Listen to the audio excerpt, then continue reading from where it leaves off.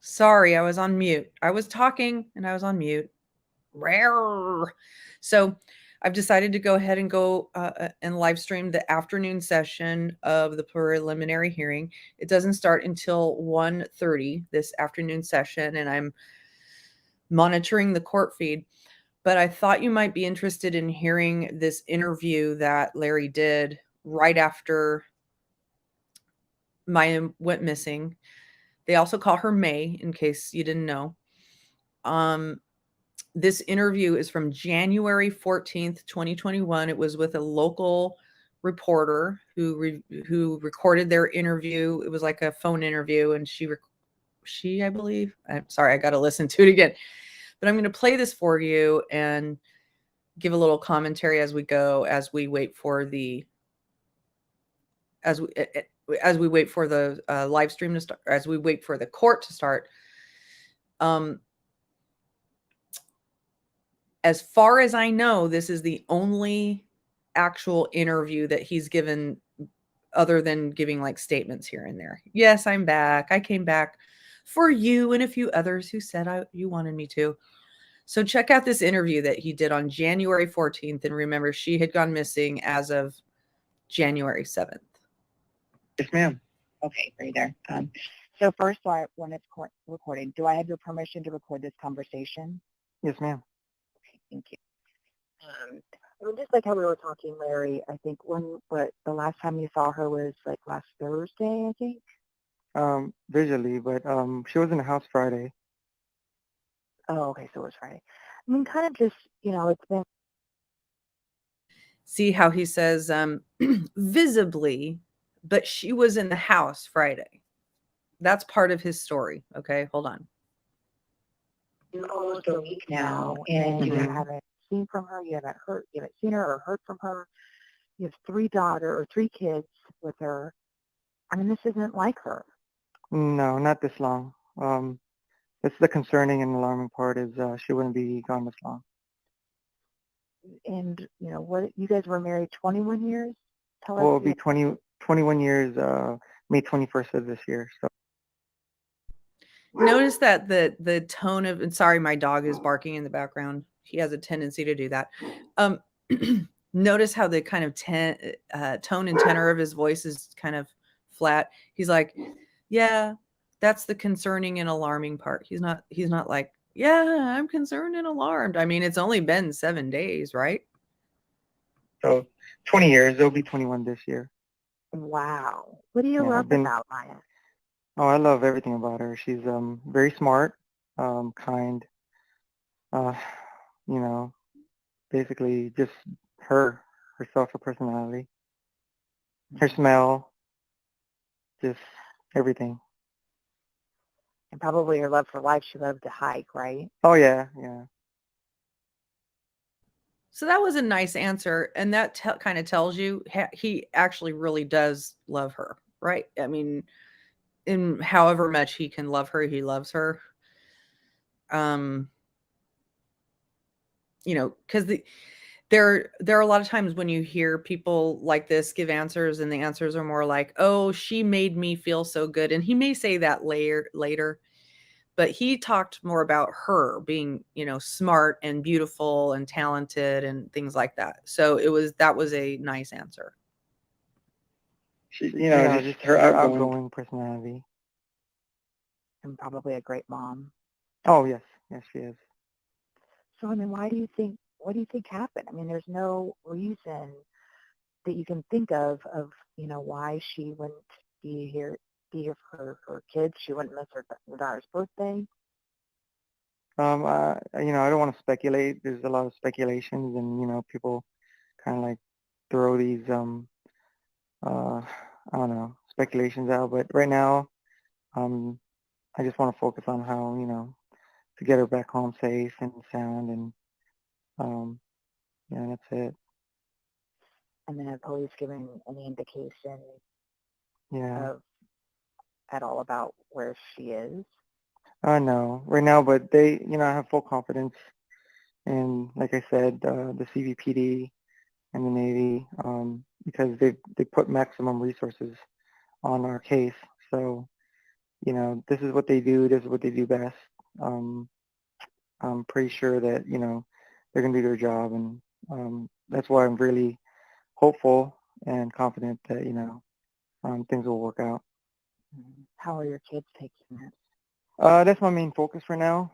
That's why I'm very thankful for my my sister-in-law, Mary Chris, because she's handling all this media attention. She's actually doing everything that I should be doing, out there. But at the same time, I'm just making sure, it's as normal, like a normal day for them. They do their school, mainly their main routine is just kept. So here he's justifying why he's not out on the search and that Mari Chris is doing all the efforts and he's keeping the kids on track. But when your kids are going to school, it was COVID. Anyway, he's I feel like there's a way to deal with that. And his parents were living with him at the time. And they're in the custody of his parents now. So his parents are capable of taking care of the kids. He could have been out there searching. And, I've been doing this for a while since she's been missing, and they're still happy-go-lucky most of the time. I know they sense something is wrong, but, I minimize that. They don't really understand the gravity of it, but I know my two oldest kind of like sees it, but I try to minimize the impact that it has on them. But although even though I'm trying to do that, I notice, there's, they know what's going on. Mm-hmm. Well, yeah, because they were down here at the vigil, weren't they? Yes, I had my oldest down there for a little bit, and then my second youngest had tutoring, so I had to get her to come in, and and then they had piano today, which they missed because I allowed them to go to the park. So I was like, wow. And when I got to see a little bit of it, I was just overwhelmed and thankful for all the support. I was like, this is, for my wife Maya, and it's, strangers, but, most of the time on TV, you see all the bad parts, but you don't see all the good parts where, there's still good people out there, and they really do care. Mm-hmm. I know. It's like, good that you didn't come just because you had to, was it just like for privacy reasons or? Yes, ma'am. Yeah, just, again, I'm not like that person to like basically, go out there, but, um, I don't know, I just want to make sure it's focused on my wife, finding my wife, not nothing else. And I just don't any distractions from that. Okay. Well, Larry, thank you so much. And like I said, I'm hoping, with this story, hopefully it can be out every day. And Yes, ma'am. individual just to continue, to see if there's any kind of sightings. Because, yeah, police say that there's been like no digital footprint of her at all, which is really odd. Police just say that there's no crime at all, but it's like, where the heck is she? Yeah. You know? And this is the disheartening part. The disheartening part is, it's been really a really long time, and this is, this is the I don't know what to think about that. It's just surreal, basically. That you see this stuff on the news, but you don't know how it is until it happens to you. So Do you think people are unfairly, questioning you or suspecting you? no, I mean, they got to do their job. I understand. So whatever it takes, they have to look at any lead or Exactly, Amelia. basically they just got to cover all the protocols and steps. So it's part of the job, I guess. What about the public that don't even know you, that think that? Yeah, that's the thing about the media part. Mm-hmm. It's upsetting sometimes that people make implications, and it's without even asking, like domestic violence. I'm like, really? Like her brothers are here, her three brothers, and they know our relationship. I've always been open to the family about our relationship, and they know I've never touched a sister. So they're like, yeah, the media is sometimes they don't get their story straight before putting it out there, or it's just maybe unresponsible journalist or whatever. But we get it. I mean, whatever makes the biggest impact to get the story or get the viewers' attention. So again, it's a double-edged sword. You get the breeder's attention, you get their interest, and you get the story out. They're like, oh, I'm interested. Now they're following it. And I'm thankful for that because whatever promotes helping find my wife Maya, whatever it takes, basically. So, like my sister-in-law said, she doesn't care what it takes, just as long as she comes home safe. And I agree. And so, you know what? You just do what you got to do. And even though, you know, um, some of it's not all good. Whatever, like I said, whatever it takes to bring her home, you do what you got to do. And Mary Chris, she's really, really doing it. Like, she's out there talking and talking to all the media, getting it promoted. So, hopefully we get some kind of tip or help and, get her back home. Mm. Well, thank you, Larry. I appreciate talking to you, and thank you for talking to me about her. And like I said, I Yes, hope we ma'am. can just keep this story out here. Out Okay. there. Thank you, Abby. Hopefully. Appreciate it.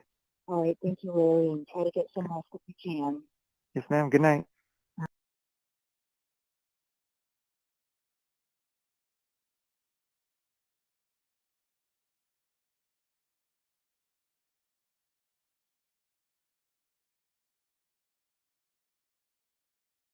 The hearing has started. I'm about to share. She wasn't going to basically stay with him. You said that she moved out and in with you and your wife, Mom. Genesis, in May for about 6 weeks. Where did she go after the 6 weeks? She went back home. Did you have a conversation with your sister about why she was going back home? No. Did the communication with your brother-in-law continue after your sister went back home? Yes. Would you say it was more pronounced during the time that she was living at your house or after she went back to live with him at Salem, Wisconsin? Or if there was a difference? The communication about the marriage problems. Let me rephrase to be more clear. I apologize, Your Honor. The conversations that you had with your brother-in-law, the defendant, about marriage problems, did they continue after your sister moved back to the home on Salem, Wisconsin? Yes. Was the defendant contacting you while, similarly about concerns about the marriage, while your sister was living at your house for that 6-week period? Yes, I would think so. I think you mentioned before lunch there was sometimes calls about where was she or was she home? Yes. Was that happening when she was living at your house? Yes. So would you say that those conversations or calls from the defendant asking about your sister, did they increase after she went back to the house of Salem, or did they decrease? Or stay the same? I would say it was the same. Did the defendant ever communicate with you by using your sister's social media? Yes. Tell us about that. Hey, Marie. There was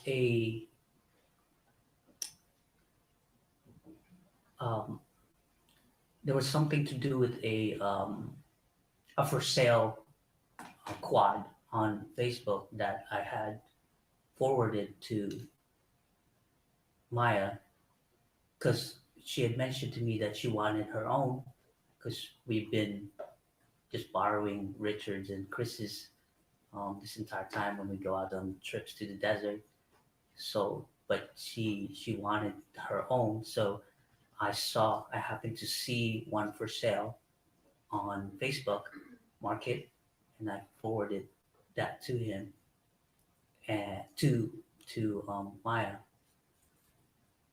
and during the conversation with Maya, he jumped in that conversation um, in Maya's account, um, and there was some back and forth between him and Maya also during that on that thread on that conversation. He looks a lot like his sister. What was the back and forth? It was like about getting his own account, and that he should not use. I can't remember exactly what was the conversation, but basically she said to get his own account. Did you know whether or not your brother-in-law had a Facebook or social media account that he communicated on? Not that I know of.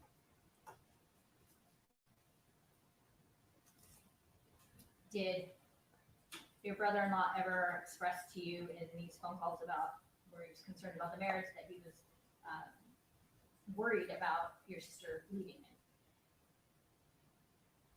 Yes. even after she came back after living at your house for 6 weeks? Yes. Do you recall an incident in Lake Havasu having a conversation with the defendant?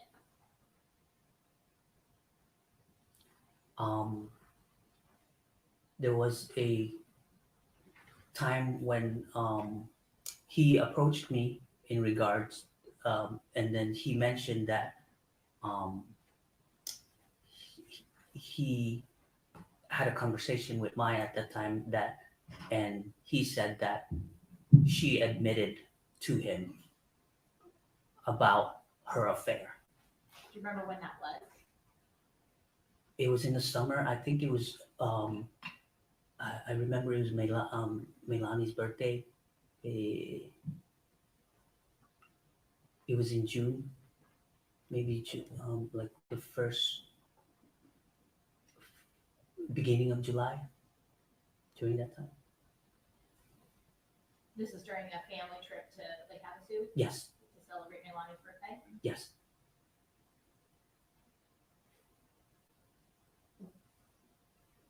What was the context of this conversation that you were having with the defendant?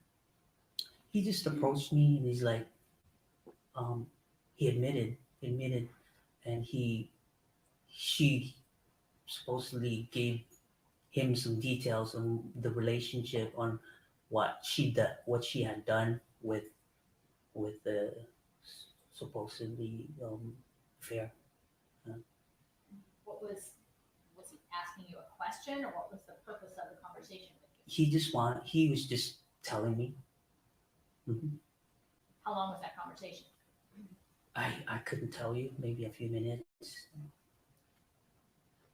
Did you engage in the conversation? Did you just listen? I asked what happened, and then I just kind of listened at that point. How did the conversation end? There was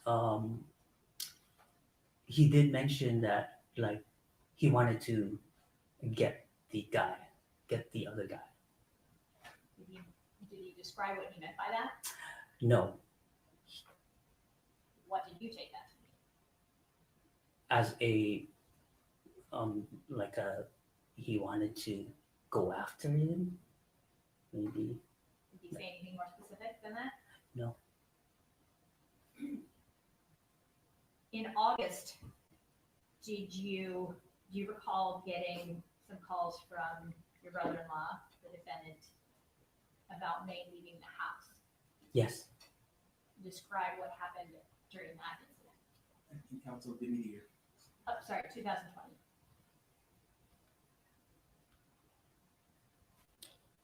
I get a phone call. I received a phone call from Larry,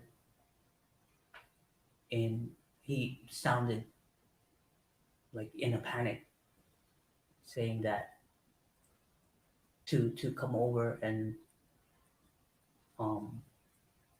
help calm my sister down, because she had threatened to call the police on him. I've never heard this. How long was that conversation? I can't remember. What did you do? We were doing some errands at that time. After we did our errands, we went to the house to. Do you recall what time of day it was that you got that call? I don't recall. Morning, afternoon? Afternoon. Did you try to contact your sister? Welcome, May? Stacy. Yes. How many times? I can't remember how many times. How did you try to contact her? I called. I think I called. Yes, I called her. Do you know whether or not any of your siblings were contacted by the defendant that same afternoon? That same afternoon. No. At some point, did you hear back from your sister? Yes. Right. Was that by a phone call or a text message? Text messages. What was, or generally speaking, what was the substance of those text messages? What was her text message response to you? Why is everybody calling me? Did you provide a copy of those text messages to law enforcement? Yes, I did. Your Honor, may I approach the witness? I guess they're going to show these text messages.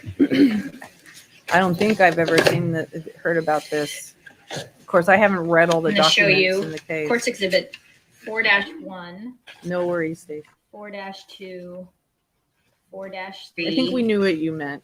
4-4, 4-5, 4-6,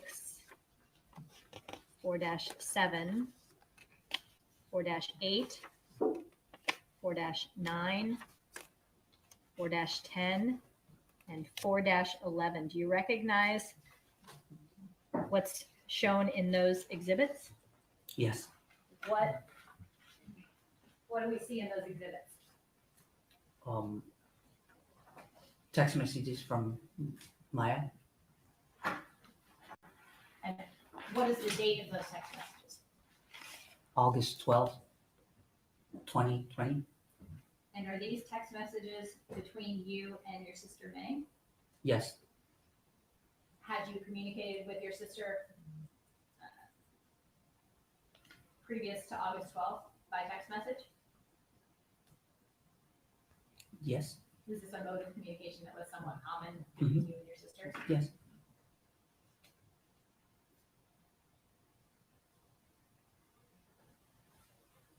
I'll show you what's Courts Exhibit 4-1, projected up there on the screen. Where there's a little orange M to the left. Who is it that is sending that text? That would be Maya. So why the hell is everyone calling me? Is Larry convincing you guys again? Oh, wow. 5:26 p.m. Does that appear to be the right time and date that you received those text messages from your Yes. sister?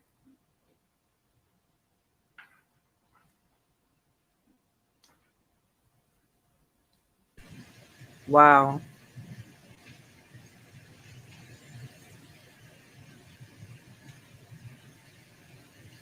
And then the text message, have you not realized how good he is at manipulating everyone and every situation? 5:27. I'm so tired of his mental and emotional abuse. 5:28. And I keep to myself, but he tells everyone like he's suffering and uses the Bible and God to make sure he controls everything. Were those messages that your sister sent to you? Yes. Was it common for your sister to send text messages, that many text messages to you in a row? No. Would you say, based on your previous text messages, exchanges with your sister, you had a pretty good sense of her mood during a text exchange? Yes. And did you sense, or are you able to, based on your experience and your knowledge and communication with her in the past, was this sort of series of texts from your sister unusual? It is. Why? It's not like her to text in a rapid continuously. She seemed really upset or angry during that time of the messages. Looking at 4-2, and you can turn the page of the exhibit that's in front of you just to be clear, 4-1 is the same that was projected up on the screen as in the exhibit, Mr. Tabalanza? I'm sorry. 4-1 in the exhibit in front of you was the same that's projected up on the screen. Yes. Looking at 4-2, the next set of messages, did you respond to the messages that your sister sent? I did.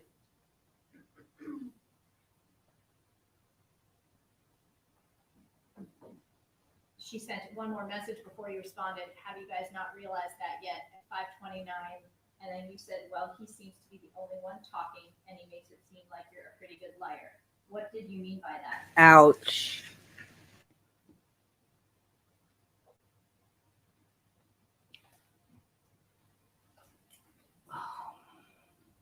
I'm sorry. Can you repeat the question? What did you mean by that response? He makes it seem like you're a pretty good liar. From the way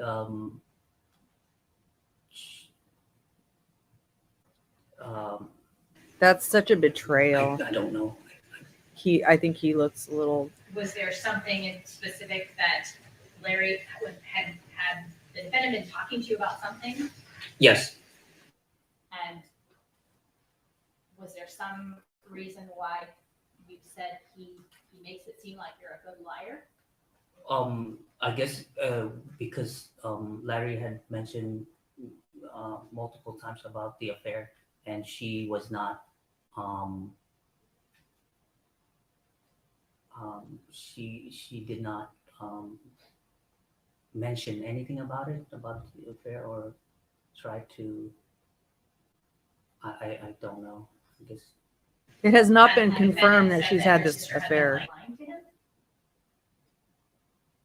I don't remember. And then your sister then responds again with 3 different messages. Exactly, I'm tired of it, and he's good at it. He's got you all in his pockets, and I'm alone and isolated, exactly where he wants me to be. 5:31. That breaks my heart. She sent in response, Yes. and then you responded, "Well, he's begging me to go to your house to calm you down." Quote. Mm-hmm. What was the defendant? When did the defendant tell you to go to the house to calm her down?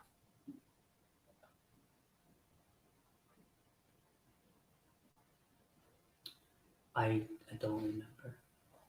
Well, prior to sending this text, had you had a conversation Oh, with the yes. defendant? Yes. And so when you said, well, he's begging me to go to your house to calm you down, who were you referring to? Larry. When did the defendant, Larry, say that to you, to come to the house to calm her down? Before this, before the text messages.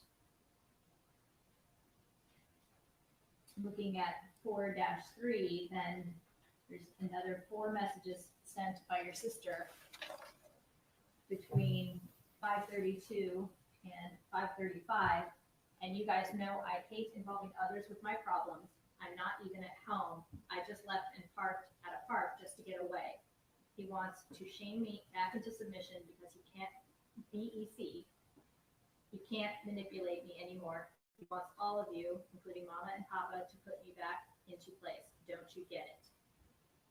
When she used the word BEC, what did you understand that to mean? Having texted with your sister before. Because Did your sister usually type text messages with capital letters? I don't think so. And again, was this unusual to get so many text messages from her in a row? Yes. And when your sister makes mention, including Mama and Papa, who is she referring to? Our parents.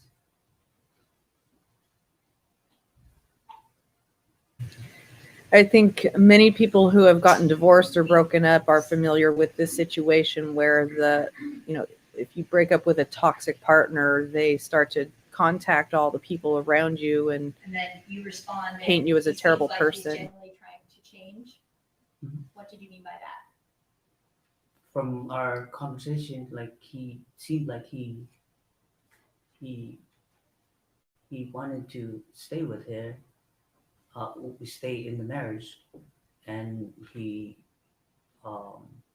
tried, I don't know, I guess. Had you talked to your brother-in-law about things that he might be able to do to help repair some of the damage or problems between Yes. he and your sister? Yes. And did it seem to you like he was trying to make those changes? At the time, I thought that was, yeah, that's what was happening. You have to remember they were married for over 20 years. So, you know, all these people were family and friends, and they want to think the best of their Sorry, brother-in-law, I actually right? jumped ahead, so I apologize.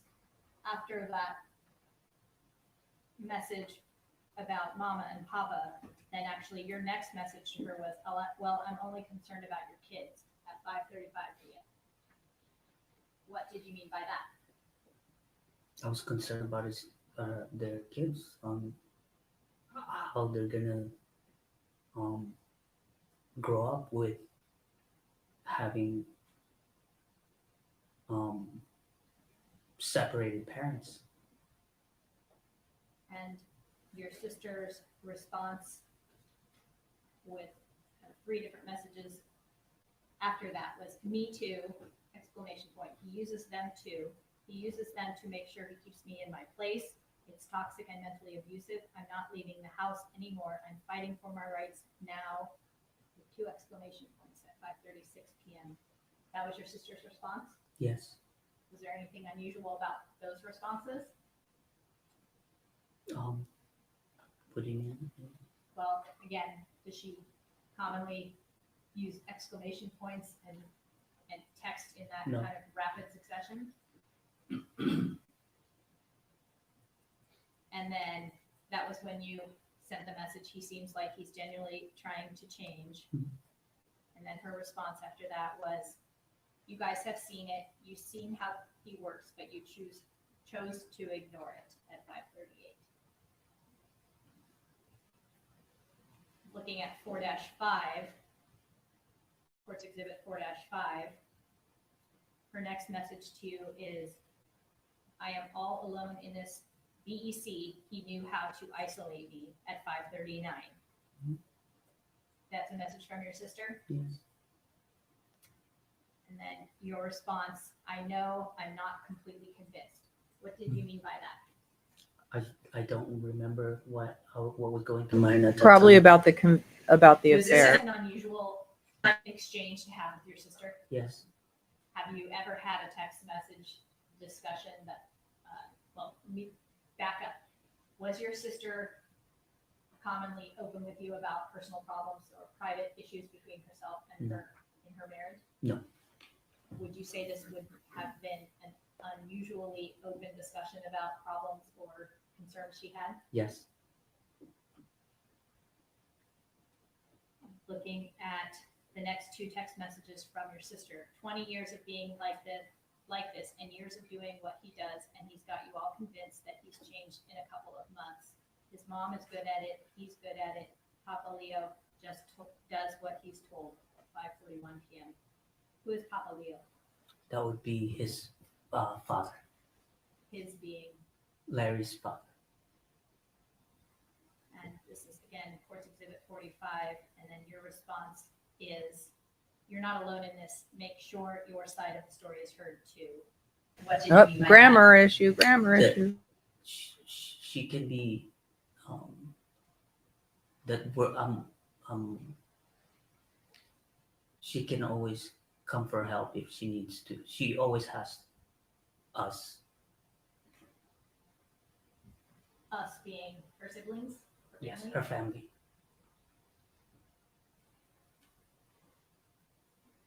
And looking at Courts 4-6, at 5:42, your sister says, how? And then your response is, well, you need to talk to us. What did you mean by that? Why did you send that response? So that talk to us so that her story, her side of the story is also heard. Were you at that point, did you feel as though you were getting one side of the story? Yes, From who? from Larry.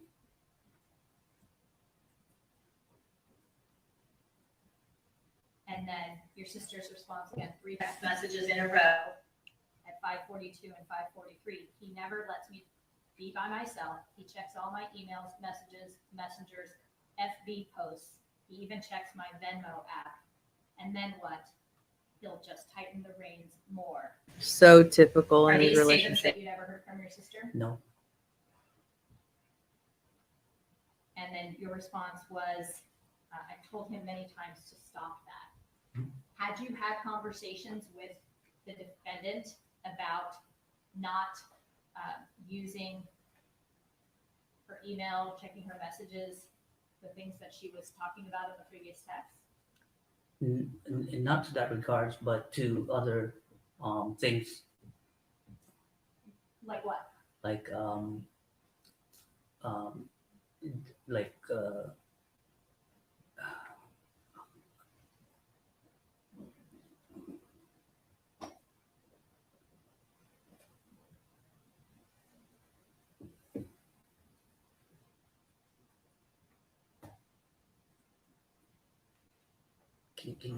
can you ask the question again? I'm sorry.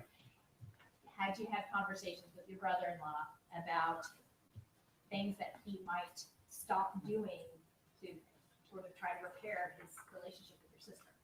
Yes, Like what? like stop being insecure. Stop maybe just checking up on her all the time because she doesn't like that. She doesn't like to be um, I guess always being checked on. And So you had had conversations with your brother-in-law, the defendant, about maybe not checking up on her so much. yes, And then her response, it never stopped and it got worse. That's the bottom of courts 4-6. Then looking at 4-7, which starts again with that same message, your response was, well, that's a problem. Why did you think that was a problem if he was not stopping? it's I don't know how to explain that. I'm sorry. Well, In had your sister to some degree expressed to you frustration about being checked up on all the time? Mm-hmm. Did your sister like Yes. that? I'm sorry. Yes. Yes. Did your sister like to be getting calls from the defendant checking up on her? No. So he's not, she's indicating that it's not getting better. You're indicating that that's a problem. Yes. And then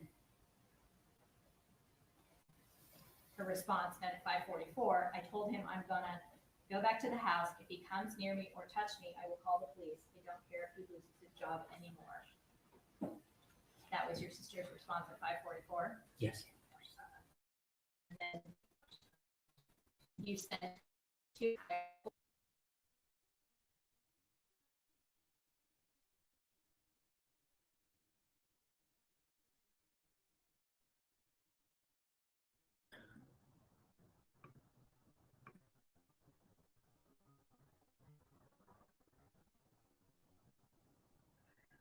I'm checking something here. it's only gonna get Oh, worse. there we go. Keep it up. He's making it seem like you just want to leave for another dude. And what was that in reference to? From this story, she's told me that she was cheating on him. And just to clear the air here, is it difficult for you to sit here and have to talk about this, about your sister Yes. in open court like this? Yes. Generally, are you and your family fairly private? Yes. The next message then, which starts at the bottom of 4-7, but is complete at the top of Courts Exhibit 4-8, is several messages then from your sister. He told you to calm me down at home and I'm not even there. He knows I'll talk to you guys. He's trying to figure out where I am. See, Jamie? No, he's using that too. She Those are knew. all She series of knew. messages your sister sent to you that afternoon. Yes. And then the message that starts at the bottom of 4-8, at the top of 4-9, begins, and then the series of messages, those are all from your sister. Yes. And she says, there was Eric and now Jamie. Anyone that I had any inkling of friendship, he's used. He's checking my text messages, emails, everything. I worked late hours with both Eric and Jamie for PSP and FMAA. He almost ran over Eric in the parking lot. I've stopped being friends with any guys. Now he's concerned with the guys. David Leonard from my current work, BEC. He called me 3 times, and that's BEC because our supervisor told my team. It'll continue on the next page, but those are the messages she sent to you that afternoon. Yes.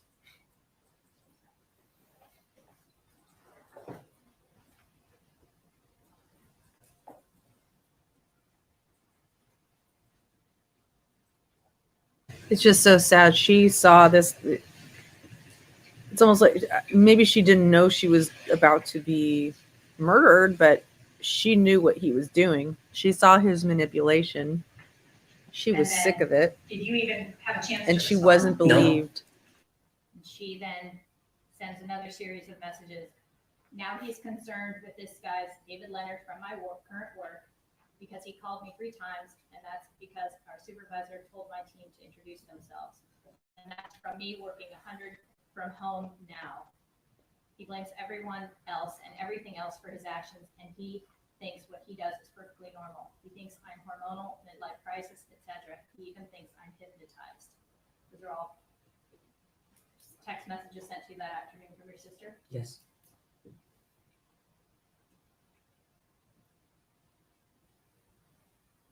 And then you respond, yeah, he seems to find other things to blame.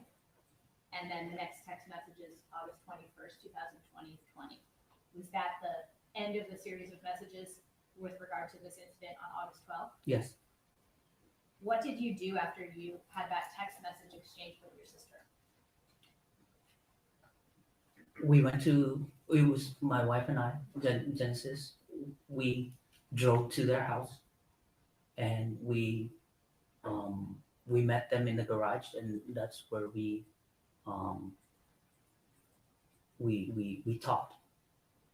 Who did you talk to? Larry. What about your sister? No, Did you see your sister? I don't recall. So who was in the garage? It was Larry and his dad. And Genesis was there? And also? Genesis, yes. What was the conversation? Just everything about the marriage problems, how she's been wanting to leave, and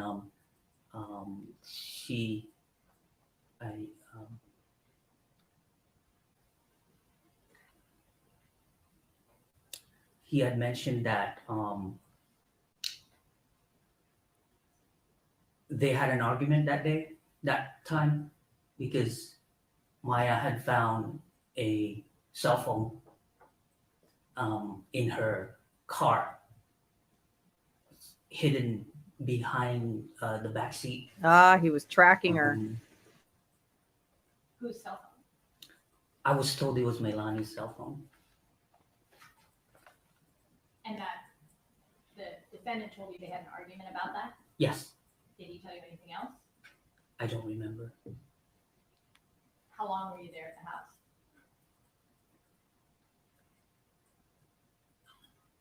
Roughly an hour, maybe. Did you ever see your sister that night? No.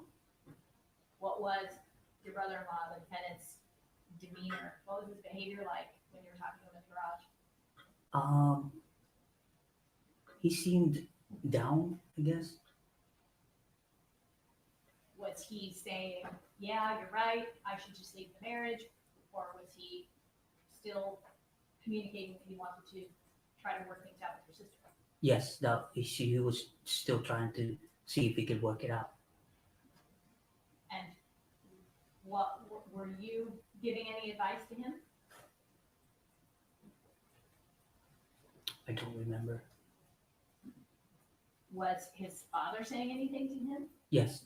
What were the things his father was saying? That he should just leave her, that this is, that she was ungrateful, and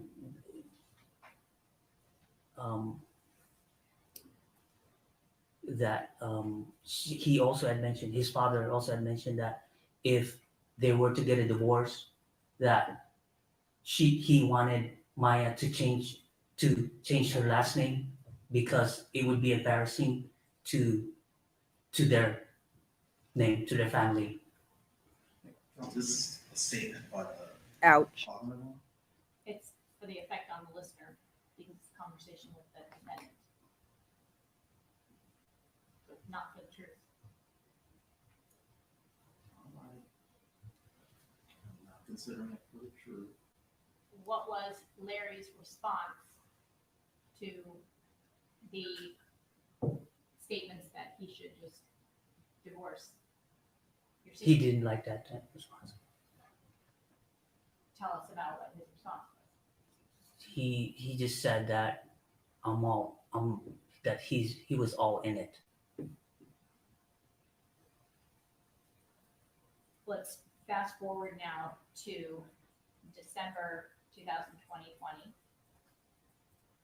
Did you and your siblings communicate on Facebook Messenger about a trip to Big Bear for May's daughter Laura's birthday? Yes. January 2021. Yes. What was the plan, if you can recall? The plan was that there was a cabin, a friend of ours that was owned by a friend of ours, that we were going to go there. The plan was to go there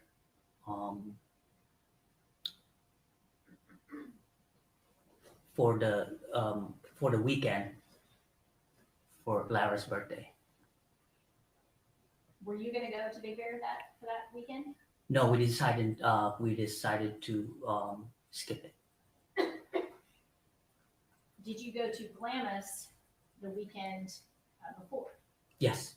When did you go to Glamis? My wife and I we went on the 1st of January. And if it would help you better, the calendar is right behind you. So the 1st of January was New Year's Day, and that was Friday. Yes. How long were you in Glamis? Overnight. And then you left on the 2nd Yes. of January? Did you have any observations Did of? he answer?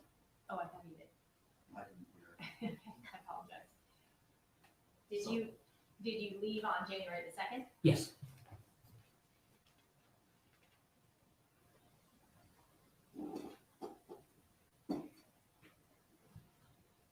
Did you have an opportunity while you were in Glamis to observe the relationship between your sister and the defendant? Not so much. Did you see them interact at all? No. Did it seem like they were, did you just not happen to see them in the same place at the same time, or did it appear that they were avoiding each other? I just happened to not see them at the same place at the same time. Did you make any observations of the defendant that weekend that you recall being unusual? There were some, yes. What was that? Like going for a ride on their Jeep in the dunes. Did you see this? Yes. What did you see about it that was unusual to you? Well, it's he seemed to be like enjoying it, and he wasn't. It almost seemed like he didn't care what would happen to the Jeep, of how and because of how he was driving it. What do you mean by that? He's good. He tends to keep his things in a condition like it was always new. So for him to be out joyriding in the Jeep in the desert and hitting the humps and the bumps, and it was unusual. So slightly uncharacteristic of how he had been in the past when he had been in the desert Yes, with the types of equipment that you would use. yes, Over the course of that weekend, did you see your sister interact with the kids? Or Yes. it's the 24 hours that you were there. Mhm. And had you had an opportunity to observe your sister around her children that previous year? All Yes. through 2020. Mhm. Is that yes, fair? yes. Sorry. And we've heard about several trips that your family had taken. What can you tell us about your sister and her interaction with her kids? She's always very involved with her kids. What kind of relationship did she have with her kids? A normal mother would have. Did you see her being affectionate Yes. with her kids? Did you see her kids being affectionate with her? Yes. Did she, for example, in Glamis, appear to enjoy doing activities with her kids? Yes. What do you mean by that? Well, they went for, I know, I seen them take off and went for a ride, after, when she was able to drive, her Jeep, and they went to the store. They took a drive to the store with her children, with the girls. So do you recall who was in the Jeep? I remember, her, her daughters, Melanie and Lara, and also my daughter, Micah.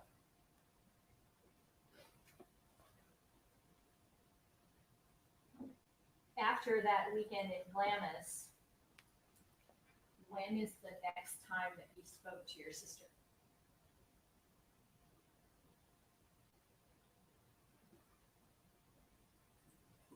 I don't remember. Did you speak to your sister again after that trip? No. Do you recall if you had any, was there still kind of ongoing messaging on Facebook Messenger between your siblings about the next weekend's trip to Big Bear? I don't recall. Because you weren't going, do you think you maybe just sort of, it was just a conversation in the background? Yes. But person to person, you didn't speak to your sister again after that trip to Glamis? No. Did you have any phone calls with your sister that week prior to January 7th? No. Did you talk to your sister on January 7th? No. Did you talk to your sister on January 8th? No. Have you talked to your sister or heard from her since you saw her in Glamis? No.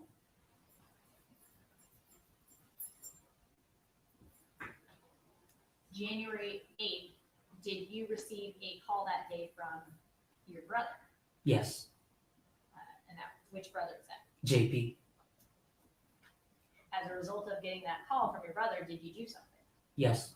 What did you do? I went to their house that evening. Whose house? Maya's and Larry's house. Why did you go there? We were worried.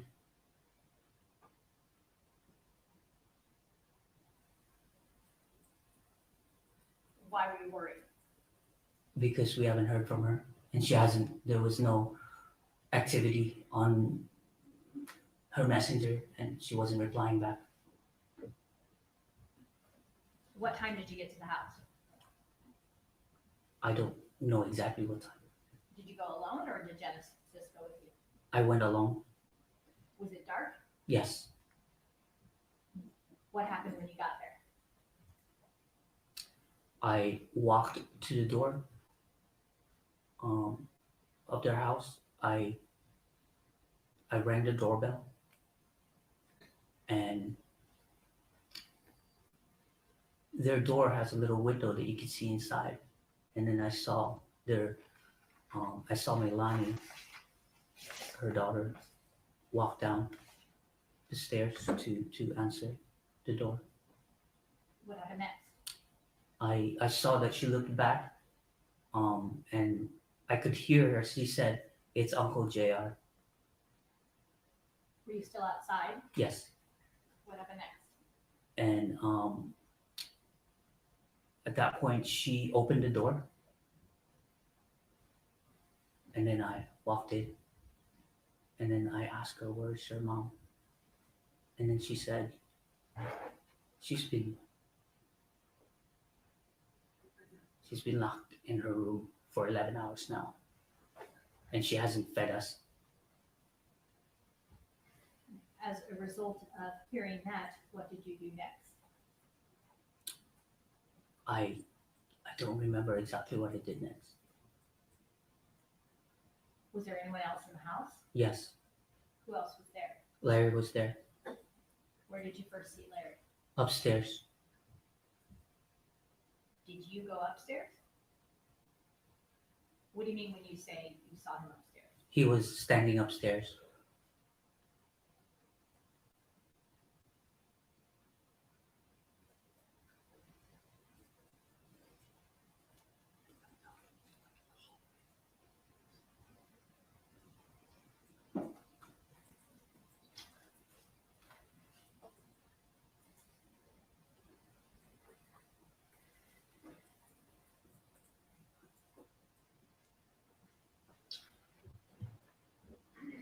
I'm going to direct you, Your Honor, do you mind if I approach the witness? You may. No, I'm not going to. Hey, Green Eyes. sustain- Unless I hear objections, I'm not going to exclude statements.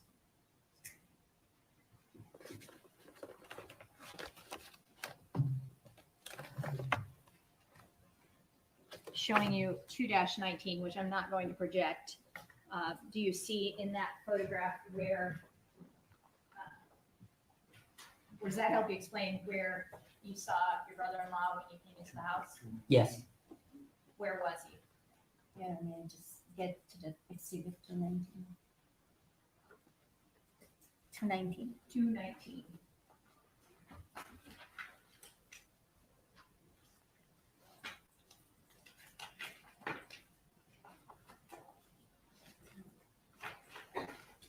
With the photographs on that 219 yards.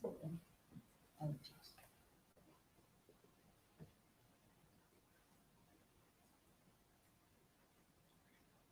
Did you have it, Ms. Martinez? Yeah, I did. I still object based on foundation and relevancy.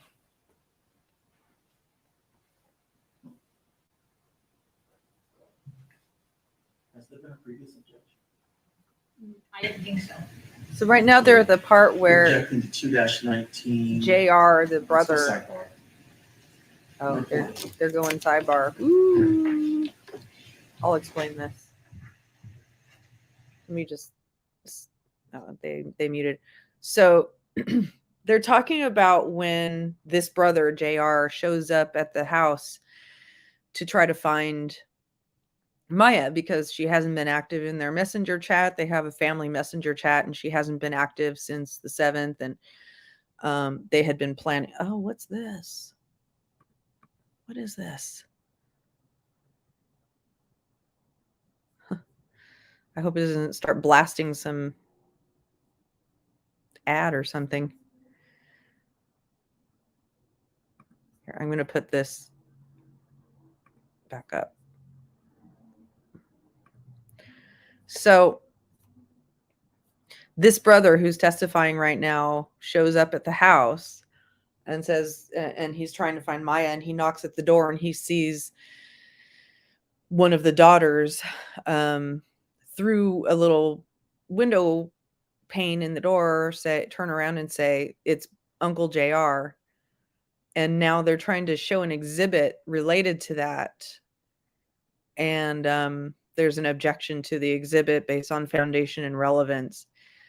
And I got to say, so the lawyer for the defense is not a defense attorney. She's not a criminal defense attorney. She's a family lawyer for the Milletes. And you can kind of see her experience or lack thereof in these kinds of cases showing, because she rarely objects to questions where she may be able to object, but who knows, maybe she's just trying to let things flow. But also a lot of her objections get overruled. Like when she does object, there isn't much of a foundation for the objection, and she gets overruled. And in fact, yesterday's testimony ended with it was kind of an interesting, slightly, the kind of funny moment you can have in court, but it's, not making fun of the case. So there was an objection to an exhibit or to continuing testimony when Mary Chris was on the stand, and they called a sidebar, and they were standing there for so long. The camera was not on Mary Chris. The camera was on the, logo for the court. But at a certain point, you could hear the court kind of erupt in kind of like a little bit of like a warm laughter. And you hear Mary Chris say, "Oh, I'm here, everybody. I was just putting my head down to rest." So apparently she was just so exhausted and so tired. And she's so small that she just kind of put her head down on the desk as they were doing the sidebar. And and they were like, "Where did she go? Where did she go?" So and then they got worried about her. Maybe they weren't showing it on camera, so you couldn't see it. So maybe they thought she had fainted or something. So it was kind of like a relieved laugh, but also kind of a, "Oh, good, you're there" laugh. Anyway, so after that happened, I think the judge was like, "Oh, this woman is exhausted. We're going to call it a day." So that was like at 4:30 yesterday. So who knows?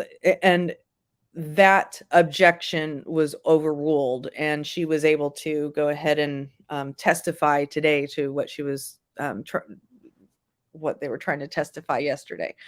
So anyway, and I may have the overruled or the sustained backward, but the point is that this lawyer that is representing Larry Millete isn't super experienced in criminal defense.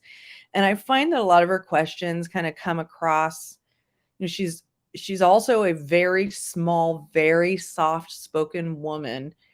And when she asks questions, she sounds very, I don't know, not super powerful, but then she tries to kind of wind up into a punchy question.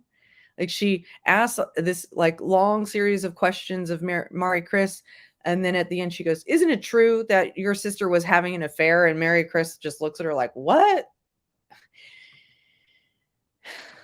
Let me see what's here. Yeah, looks like there's still. And so it looks like she was really trying to practice, this lawyer was trying to practice her cross-examination skills or something, like landing like a punchy, like putting the witness off guard and then asking a shocking question. And Mary Chris was like, the look on her face was like, what? So it sounds like Larry is still convinced, and this is going to be his defense, that Maya was having an affair with coworkers and she just left him and her kids high and dry, and that's where she still is. And it sounds like he was convincing her entire family, or trying to convince her entire family, that she was doing this and that she's a good liar and la la la la la. And so that's the work of a controlling narcissist.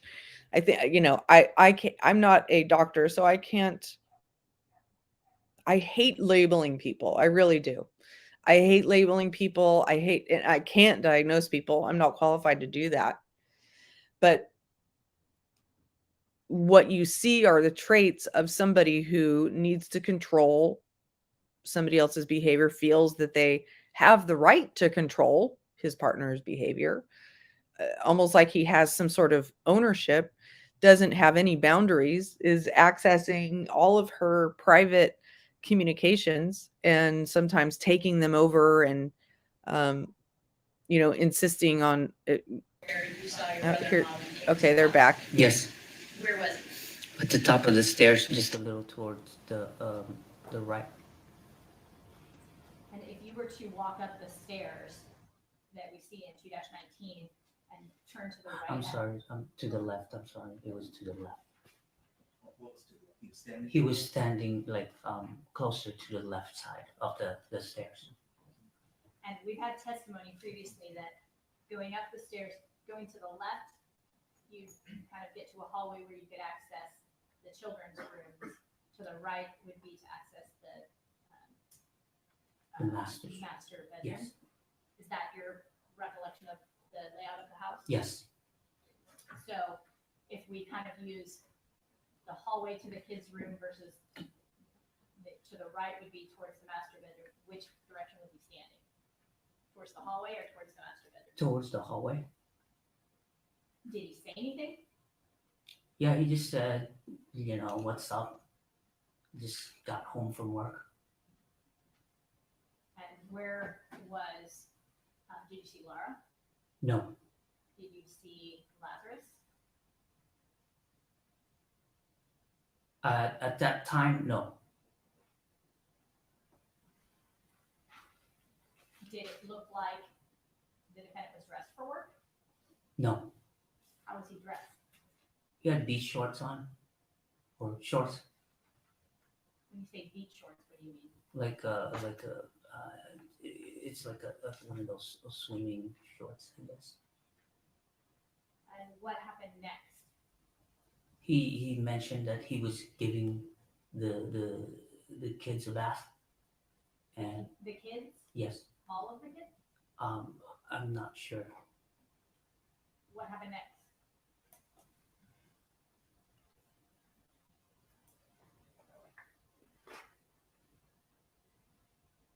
I asked him if they were going to Big Bear, if they were still going to Big Bear. Who did you ask? Larry, And what happened? What did he say? he said, "No, I don't know. I think I'm disinvited." Had you tried to call your sister that day? Yes, Did she answer? no. Did what happened when you tried to call her? It went straight to voicemail. Was that unusual? For that time, I think so. Yes. What do you mean for that time? Well, I've called her, and it's gone through voicemail. In the past,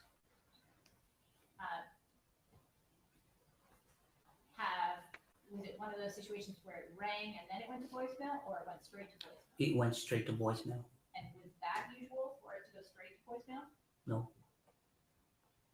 Did you try to call the defendant? Yes, How many times did you try to call the defendant? I don't remember. Counsel, can you be a little bit more specific as to the time frame? On January 8th, did you try to call the defendant? Yes, Do you know how many times? I don't remember. More than once? Yes, Did you, What time did you start calling him on that day?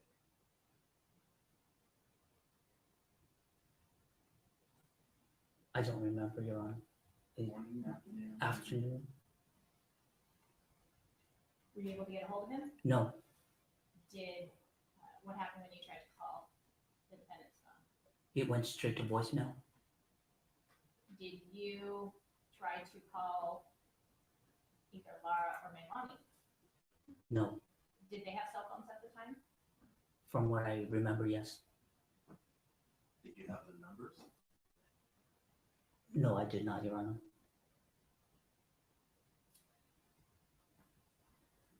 Did you ask whether or not your daughter had their numbers? Yes, And did your daughter have either Laura or Melanie's phone number? yes, And did you ask for your daughter to try calling either her cousin? yes, Did she? she did. What happened? It went straight to voicemail. When did you recall when you asked your daughter to try to call her cousins?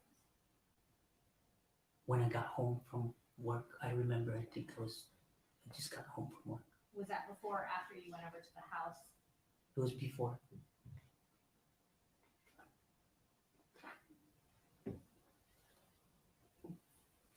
Did you tell your brother-in-law that you had been trying to reach him? Yes. What did he say? He said my phone's been dead all day. And he walked into the kitchen to grab his phone towards the kitchen. I'm not sure if he went to the kitchen to grab it, but So you had said that he was at the top of the stairs. At some point, did he come down the stairs? yes. How soon after you got there did he come down the stairs?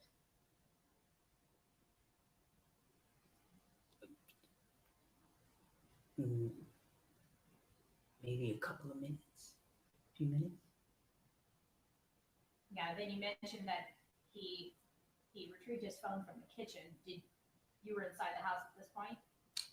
Just in the front door. Did you follow him? No, Where were you when he went to the kitchen? I was standing by the door, But you could see him in the kitchen? going towards the kitchen, yes. And did you see him actually pick up his phone? No,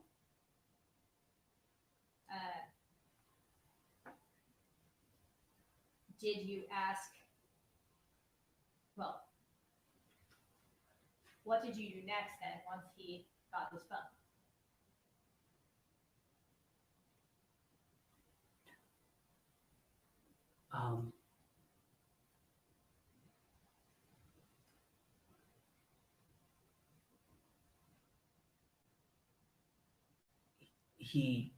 I saw him turn on his phone, and then he mentioned that JP has been calling him too, and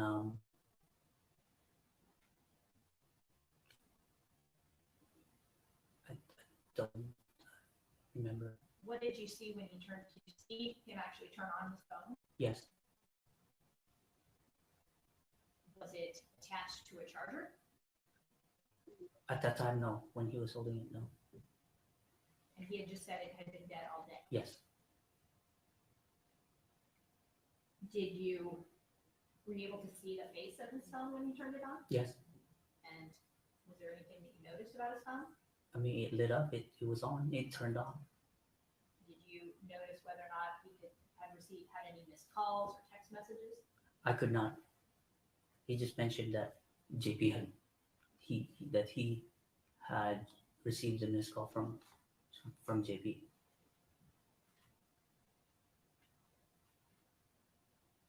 Did your brother-in-law say anything else to you? I don't remember. Did you commonly communicate with your brother-in-law, the defendant, by phone at that time? Yeah. Was there ever a time when you couldn't reach him for an extended period of time No. prior to January 8th? No.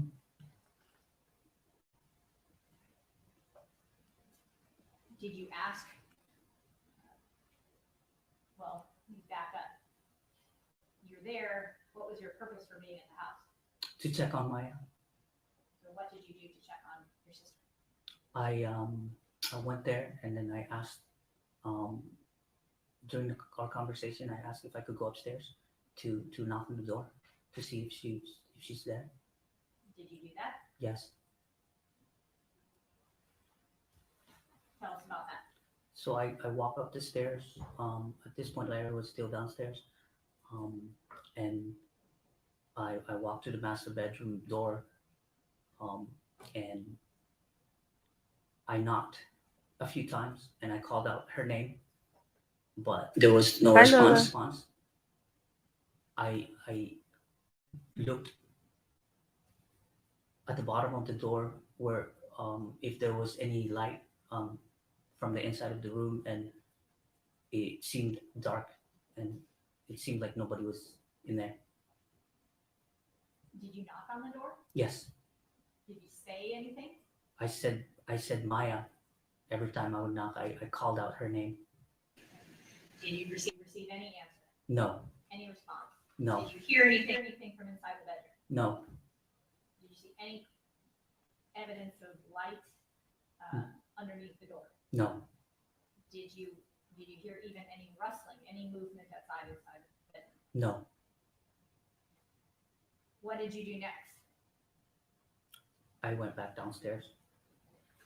You had mentioned that the defendant said he thought he had been disinvited from Big Bear. Did you ask him about that? Yes, I said, why, what happened? I asked him what happened, and then he said that we had a big fight last night because Go ahead. Larry threatened to call the wife of the guy, What guy? supposedly the guy that she was having an affair with. Did he say anything else about what the fight was about? No, Do you recall any reference to threats about her job? oh yes, What was that?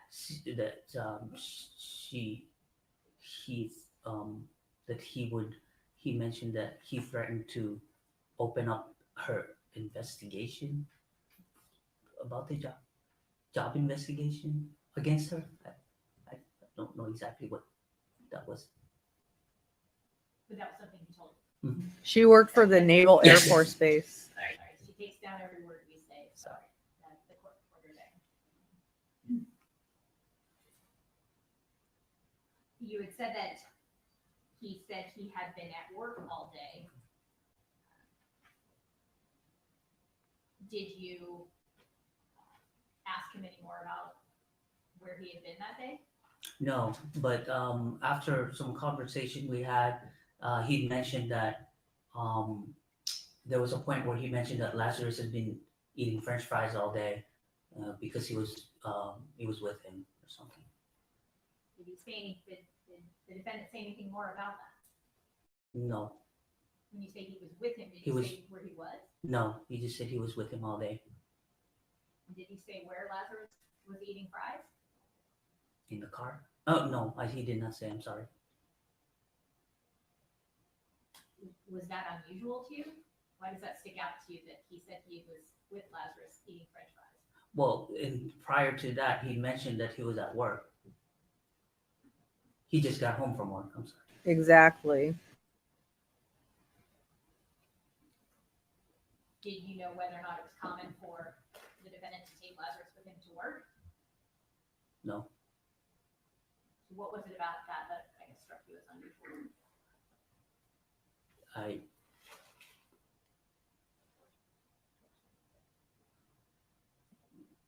that he was with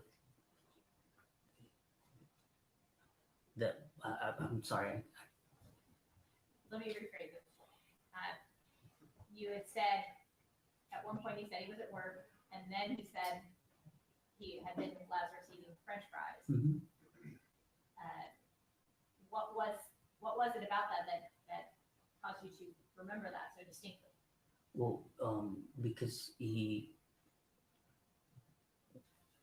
said he was at work, and then after he said that he was with Lazarus. But I don't think I'm not sure if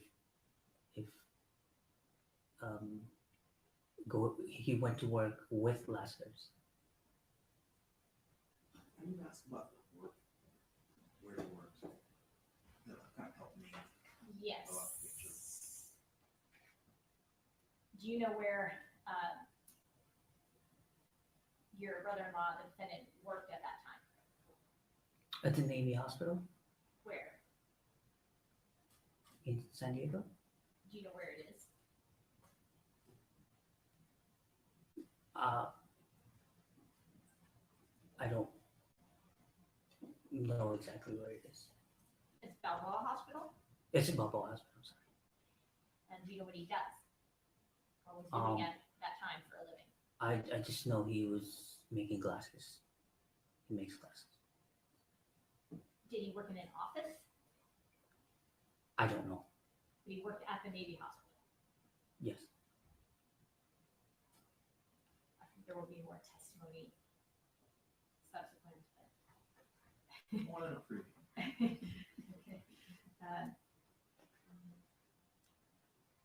How long would you say you were at the house on the 8th? Can't remember exactly. Maybe 30, 45 minutes. after being at the bedroom door, knocking, did you ask if you could get into the bedroom? I did not. Did you try to open the bedroom door? I checked if it was locked. And was it? Yes. Did you ask your brother-in-law if there was a way to get in? No. Any reason why you didn't ask? I just felt like it wasn't my place. Why not? I didn't want to be intrusive, or just I wanted to be respectful. So what did you do? I walked back downstairs, And what happened next? and we had some conversation about cryptocurrencies, how he had just sold some of his bitcoins, and then he was upset because a week later the price was up, and then there was some conversation when he had mentioned about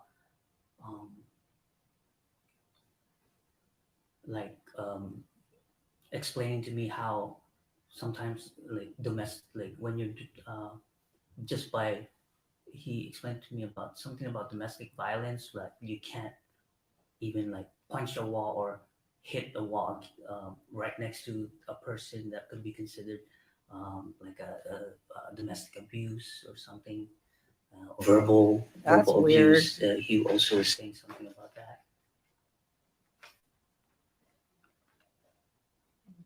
How did you take that? I just didn't know what to say. It was like, it's kind of weird. Was that in response to any question that you had? I don't remember if it was a question. No. And tell us, describe, did he do anything to show you what he meant? Or was he just describing it? He was just describing it. Oh, I'm sorry. He did hit the wall, like right next to my head. And he said, yeah, you can't even do this. You're not allowed. You can't, Where were you standing at the time? I was still by the front door. Definitely. Leaning kind of against the wall.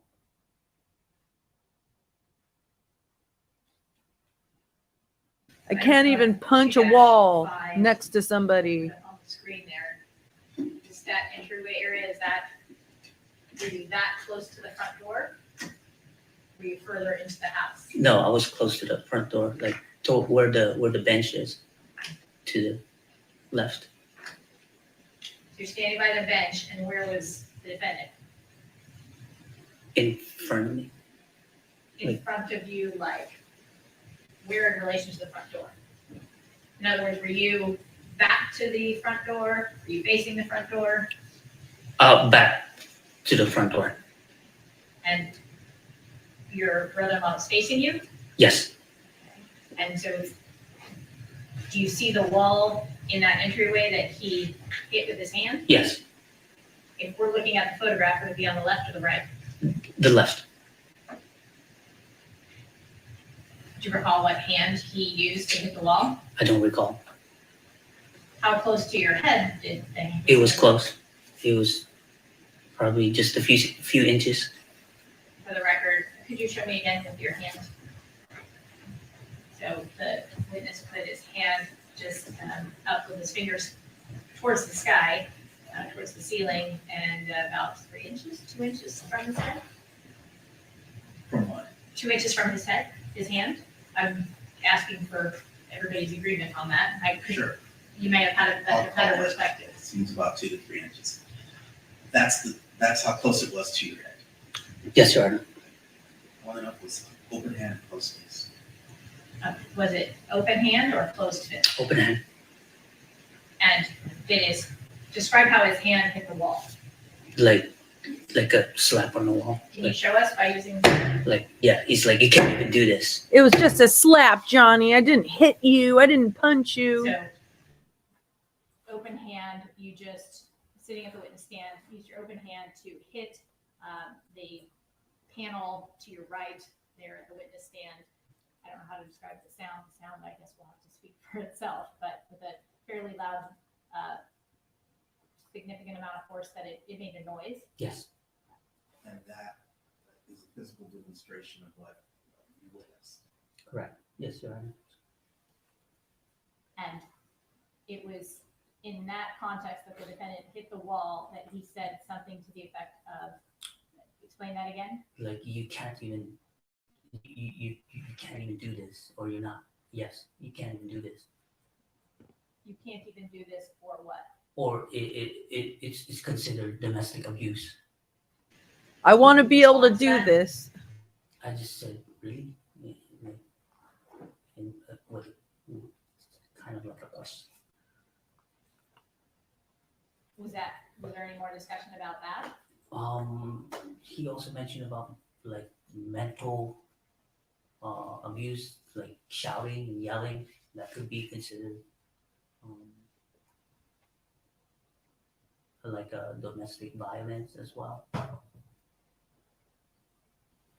Did he say anything else? Not that I can remember. When you were up at the door, knocking and saying your sister's name, where was the defendant at that time? Downstairs? Did he come up and try to knock on the door with you? No. Did he appear to be watching you? Was he within your view at all? Yes. What was he doing? He was just standing Upstairs or downstairs? downstairs. Did he offer to help? No. What was his demeanor like? I don't know. Did he seem concerned? I couldn't tell. Did he seem worried? I couldn't tell. Thinking back about your phone When you say conversation, you couldn't tell, do you mean you don't remember, or you weren't able to gauge it? I wasn't able to gauge it. when you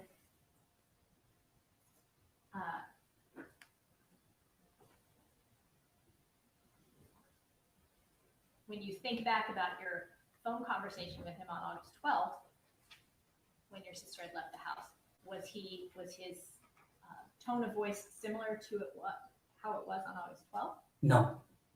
How was it different? It was more calm, I guess. When you were knocking on the door to your sister's room, did you notice anything, any damage to the door? Yes, I did. What did you notice? There was a patch by the door handle. Could you tell if it was new or not? In other words, whether or not the patch was wet or? I did not touch it. I could not tell if it was new.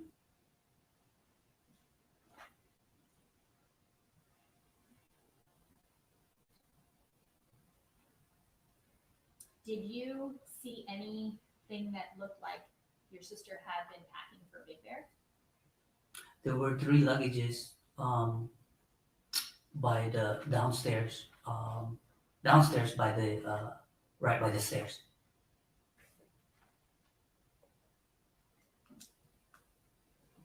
I'm going to show you what's been marked as Courts Exhibit 5-1.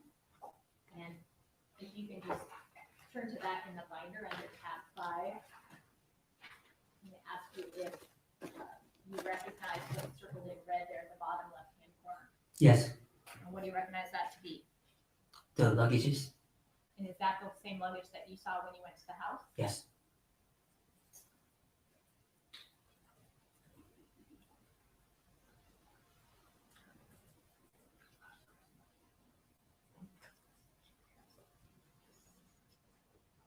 While you were downstairs, did you notice anything unusual happening upstairs as you were talking to Larry?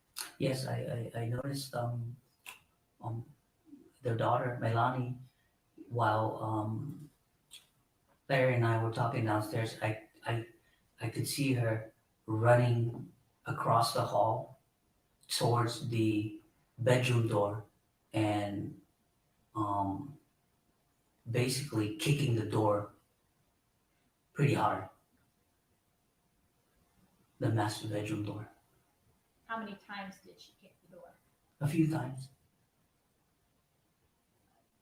How much force would you say was she using when she kicked the door? It seems it was quite a lot.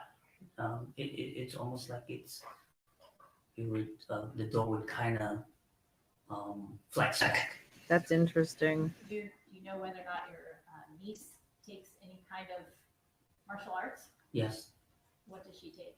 she was taking some mixed martial arts and I think karate, if I'm not mistaken. Did you see the way she was kicking the door? Yes, Could you describe it? like she would run across the hall and basically jump and kick the door. Could you hear it downstairs? Yes. Was Milani saying anything? No. Where were you? Were you still at the same place that you had showed us earlier, where Larry had hit the wall? Yes. How many times would you say Milani kicked the door? I'm not sure exactly how many times. More than once? More than once. More than twice? Yes. More than 5? I don't think so. I don't think it was more than 5. Did the door open? No. Did anyone come to the door? No. Did Milani indicate that she heard anything inside the bedroom? No. Did Milani ever say why she was doing that? No. Did the defendant react at all or say anything to Milani while she was kicking the door? I don't remember.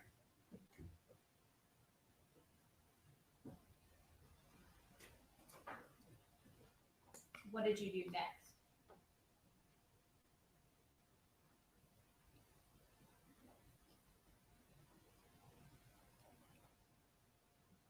Actually, before I ask you that, let me ask you to look at 2-20, which is up on the screen.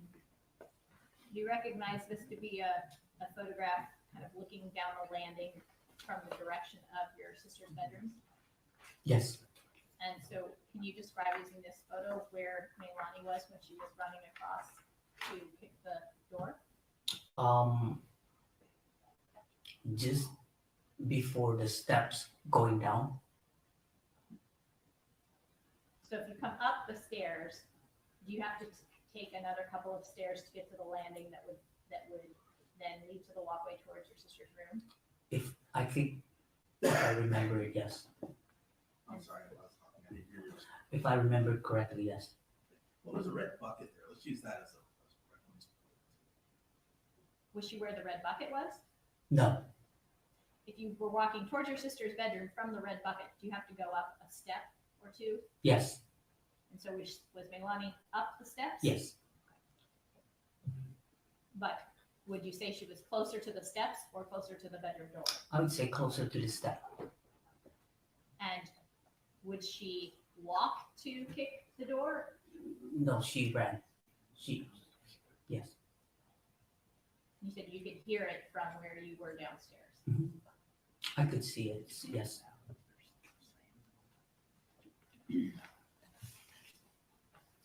What happened next?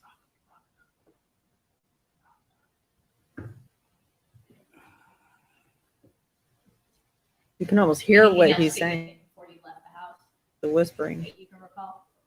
I can't remember. When you drove away, which way did you drive?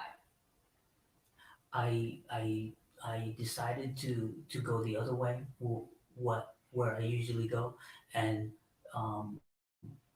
pulling out from the driveway to the stop sign, I made a left instead of a right to see behind the house where I could see the master bedroom.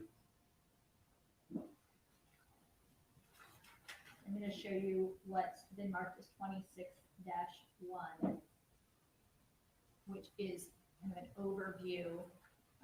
Does this appear to be an accurate overview of where your sister's house is Yes. located in Chula Vista? Yes. And if we kind of zoom in a bit, did you, let me back up.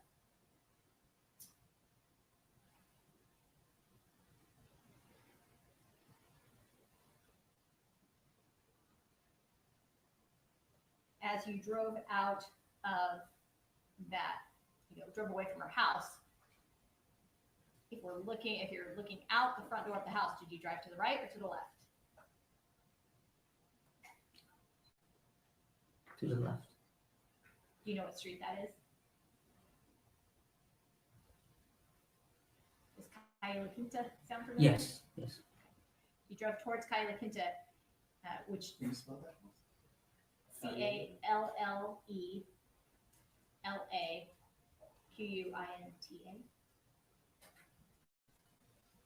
When you got to that T intersection, then did you turn right or did you turn left? I turned left.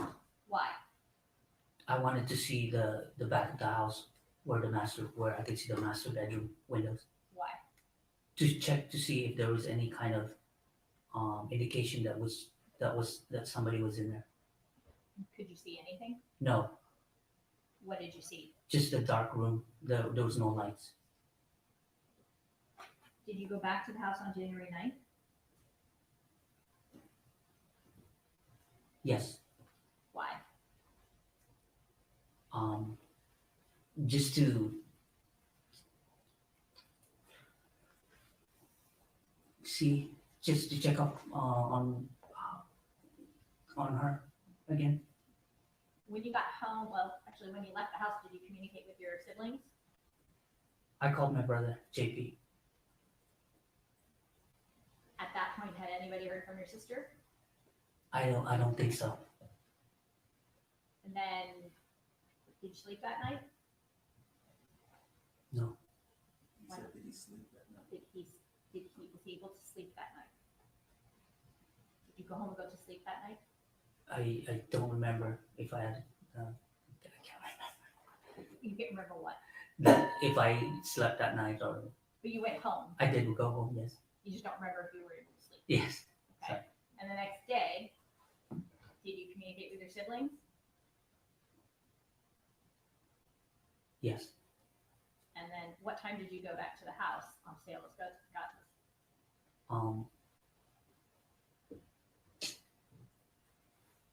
I don't remember exactly what time. Did you go inside the house? Yes. Do you remember noticing anything unusual about the refrigerators? Yes. The when I, Let's actually take a break. Take a 15-minute recess. We'll resume. We're gonna take 15 minutes.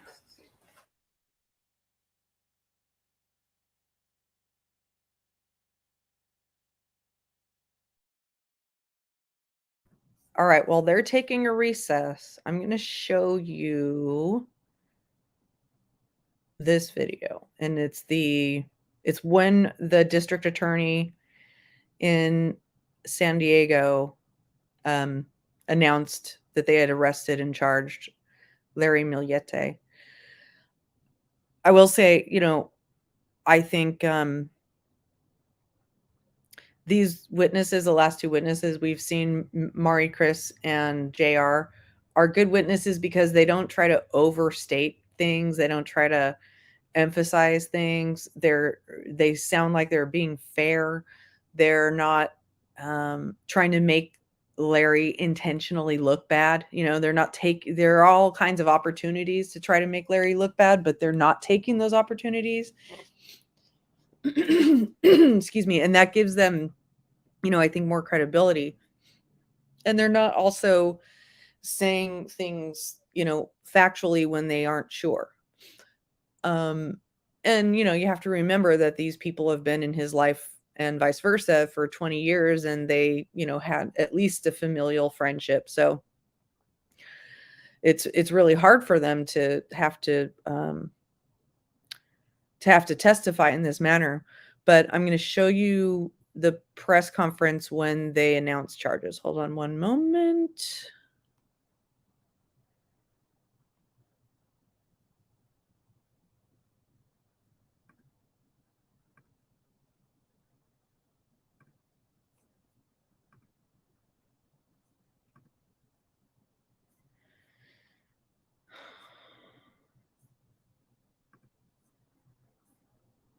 FBI and NCIS.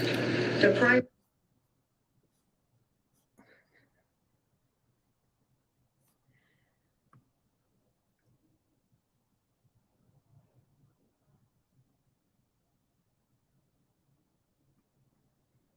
Shall we? They're doing a prayer right now. The first speaker will be the Chula Vista Police Department Police Chief Roxana Kennedy. And the second speaker will be the San Diego County District Attorney Summer Steffen. I also wanted to recognize several individuals Please that excuse are, my facial to my expressions left from the video. that helped make this investigation. Maybe I'll put something there to cover it up because I was very emotional. Place earlier today, and that would be FBI from This is her family. Special Agent in Charge, Suzanne Turner. There's And also from Mari the United Chris States and Marshal Chris. Service Supervisor Deputy Marshal Paul Bill. And then, of course, I wanted to recognize May's family, which are all to my right here.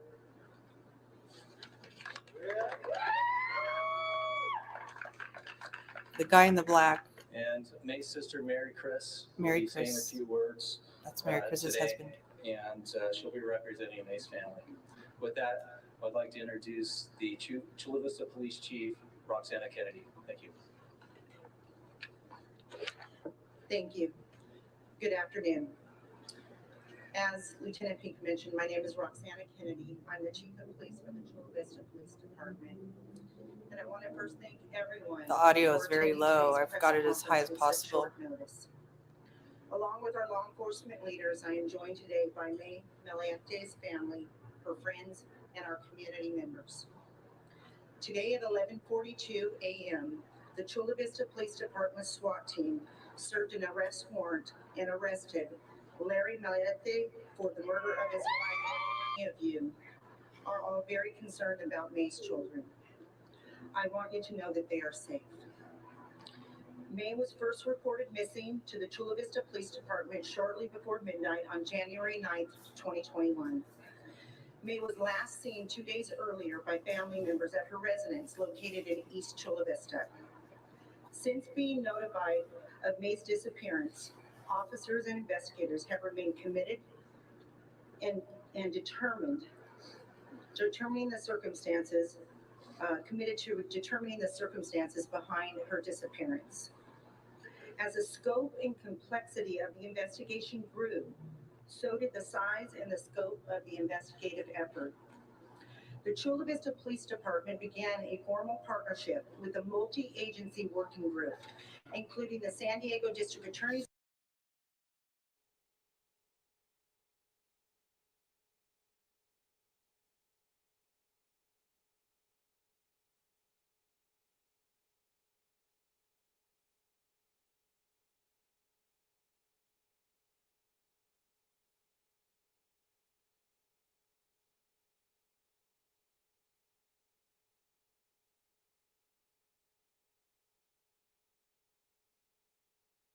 office, the FBI, and NCIS.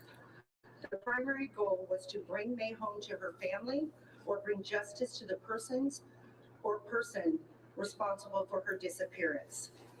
To date, the investigation has included over 67 search warrants, 87 interviews, review and investigation of over 130 tips, and thousands of hours of methodical investigative efforts. These efforts ultimately generated a variety of pieces of evidence that have become clear and overwhelming. Larry Millete, This May's kills me. husband, is responsible for May's murder and disappearance. Today is a step towards justice, but it does not mark the end of our investigation. Families. They are dedicated to being able to bring closure and accountability to those involved in these tragic events. This case will ultimately be placed in the hands of a jury who will be given the chance to evaluate all the evidence and the facts. While we are here to report the arrest of Larry Millete, nothing will change the fact that May's murder is a senseless tragedy. A mother is gone. A family is broken. And a community is left with questions and confusion. This affects us all. but it affects most of all those who loved and cared for me. Today, you will notice that officers and family members are wearing purple ribbons. It is not lost on any of us that October is Domestic Violence Awareness Month. Thank you for saying. Domestic violence is prevalent in every community and affects all people regardless of age, socioeconomic status, sexual orientation, morality. This is a time to acknowledge domestic violence survivors and be a voice for its victims. I would like to thank my entire team at the Chula Vista Police Department that you all see around you, along with our partners, the District Attorney's Office and DA Summer Steffen, FBI San Diego and Special Agent in charge Suzanne Turner, U.S. Marshal San Diego Division and Supervisor Deputy Marshal Paul Beal. And unfortunately, they couldn't be here today, but San Diego NCIS and Special Agent in charge Josh Flowers. I'd also like to give a special thank you to the cold case. Thank you, Chief Kennedy. I'm Summer Steffen, San Diego County's District Attorney. On Monday, October 18th, yesterday, my office filed a criminal case in San Diego County Superior Court charging Larry Millete with the murder of May. More specifically, count 1 alleges that Larry Millete unlawfully killed May on or about January 7th of 2021 in violation of Penal Code Section 187. There's also a second charge of illegal possession of an assault weapon. Following his arrest today, the defendant was booked into jail and is being held without bail. He is scheduled to be arraigned this Thursday at 1:30 in the afternoon at the South Bay Courthouse. Whenever one of our community goes missing, we hope for their safe return. I know that is what May's family wanted. Sometimes missing person cases remain unsolved, but as the evidence unfolded in this case, meticulously and carefully, block by block, it pointed in one direction, that May was murdered. As we make this announcement, I know the hearts of the community are broken, as are the hearts of May's family. I wish we had better news for them. The only thing that we can do in the face of this senseless violence. And this was just heartbreaking. You could hear the family sobbing in the background because, and you can tell that this is the first time they really heard these words, that their family member was murdered. Is to bring justice, to work tirelessly to make sure that we cannot bring May back, but that we can bring justice. And that's what it's about. As we make this announcement, understand that there's going to be questions about the fact that May's body is still missing. California law, and similar to across the nation, is very clear that the murder charges, that we can file murder charges despite not having a body. In fact,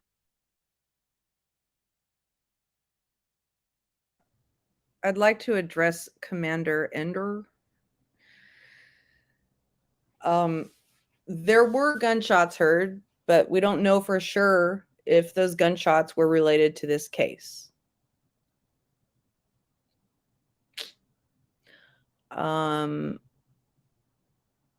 And I'm showing this press conference to show you how they intend to make their case for without a body. And, you know, that's what pretrial hearings and trials are for, is to figure out, can this case be adjudicated? Can he be guilty without the evidence of a body? There could be other forensic evidence that ties him to this murder. So there have been other no body prosecutions in true crime. So it's not unheard of, but it is innocent till proven guilty, right? it just has to be noted that his behavior follows a very familiar pattern of behavior in other cases where husbands are known to have killed their wives and they acted in the exact same way. Does that make him guilty? No, it does not. But it should be noted. All right, let's keep playing this. The law is so crystal clear that we cannot let someone murder someone and gain a benefit by hiding the body in a way that we can't discover it. In fact, there is case law that we will be using in this case that makes it even more clear that in missing body is circumstantial evidence that there was foul play and that it's a murder, because somebody who takes their own life cannot hide their own body. We filed this case based on the evidence that was developed during an extensive 9-month investigation. Chief Kennedy and her team left no stone unturned. I am so proud to work with Chula Vista Police Department and its brave members that put everything on the line to help bring May home, and in the absence of that, to find who killed her. When Chief Kennedy called on my office to assist, the answer was a resounding yes. I assembled an elite team that includes a homicide prosecutor, a district attorney investigator, a cold case homicide investigator, and a crime intelligence analyst, to name a few. We had one goal in mind. We worked hand in hand with Chula Vista Police Department to turn over every stone to solve this case. I have to pause and thank the DA team that are here with me today, the essential team that devoted themselves to this case and will continue this fight for justice going forward in the courtroom of law. Our homicide prosecutor, Christy Bowles, back here, our lead district attorney investigator, James Rhodes, and our cold case homicide investigator, Matt Grindley, along with our crime intelligence analyst, Peter Villafort, who you will learn was able to uncover some key evidence, with the support of Chief Deputy District Attorney Tracy Pryor and Commander Eric Nava. Thanks so much that San Diego shined, as it always does, with collaboration with the FBI, US Marshal, NCIS joining us as they have whenever there was a call to duty. I'm going to provide a brief synopsis of the evidence. Understand that a lot of the evidence cannot be shared. It will be shared in the courtroom. However, there is an unsealed portion of the arrest warrants that includes evidence that would not compromise additional investigation. This case, the investigation in this case, while we know that Larry Millete is responsible for the murder, is ongoing, and bringing May home to have a proper burial for her family is ongoing. So what you will get is the things that will not compromise a jury trial. One of the main reasons I'm providing this is that now that Larry Millete has been arrested and is being held on no bail, it is our experience that there are people out there that often have information, but they feel uncomfortable, they feel worried, they feel scared, they have loyalties, and they don't come forward until an arrest is made. We've experienced that repeatedly. We are hopeful that now is the time that you come forward. I believe she's speaking directly to his family right now. We also know more facts now that might help somebody who saw the vehicle that we believe was the transport vehicle that was used to dispose of May's body, to search their memories and understand from what I'm going to describe that there is no specific location and that the radius may be very vast and large. So it can be someone in the county, somebody outside our county. That's why we appreciate the media attention that hopefully will allow someone to see this and think, I did see Alexis pulled off the road somewhere Kind of like the on Bethunes when they January saw 8th Gabby's van. of 2021. And to Look call at your us and cameras. provide that piece to the family of May. Your footage.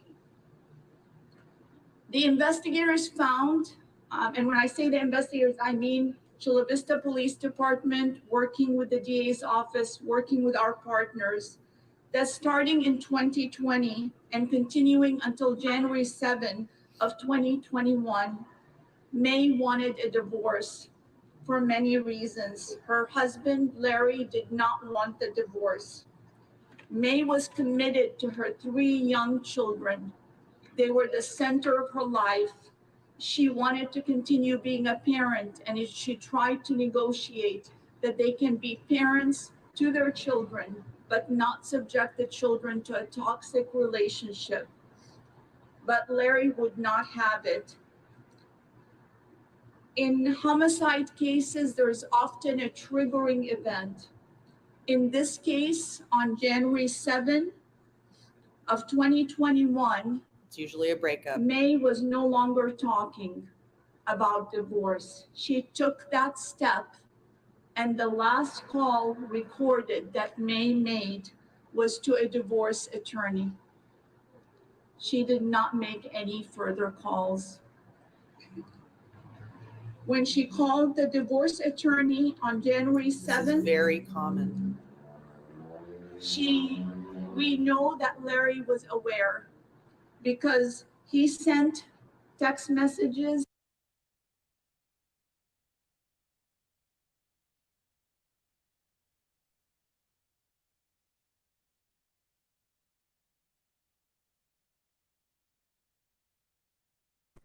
Looks like they're starting to come back because they put the turn the camera back on. Yeah, Commander, the thing is, I don't think we know for sure how she was killed. So the camera did pick up gunshots. We don't know if that came from the house, but it was specifically in the span of time when, between when she was last communicated with and when she turned up missing.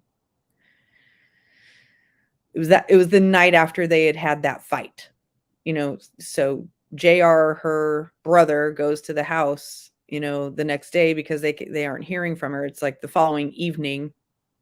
And he says, we can't find her. Thank you, Your Honor. Mr. I'll let them Tabalanza, you continue. had mentioned that you went to the house on January the 9th, 2021, and you noticed some things about kind of the state of the kitchen. Can you tell us about that? Yes. So when I walked into the kitchen, I noticed that they have 2 fridges, and then both fridges were pulled out of their place. Like, it almost seems like it was there was some cleaning going on, or in the middle of a cleaning. Did you notice that when you were there on January 8th, 2021? No, I did not go to the kitchen.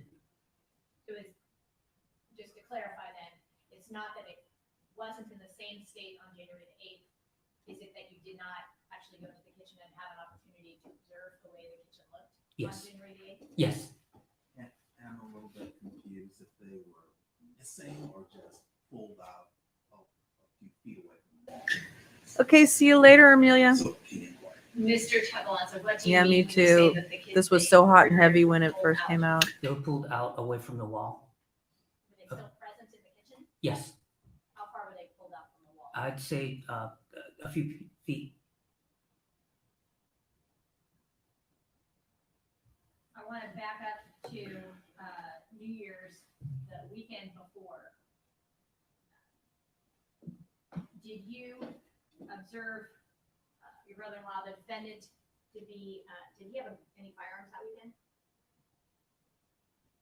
Yes. And what did you see with regard to firearm that weekend?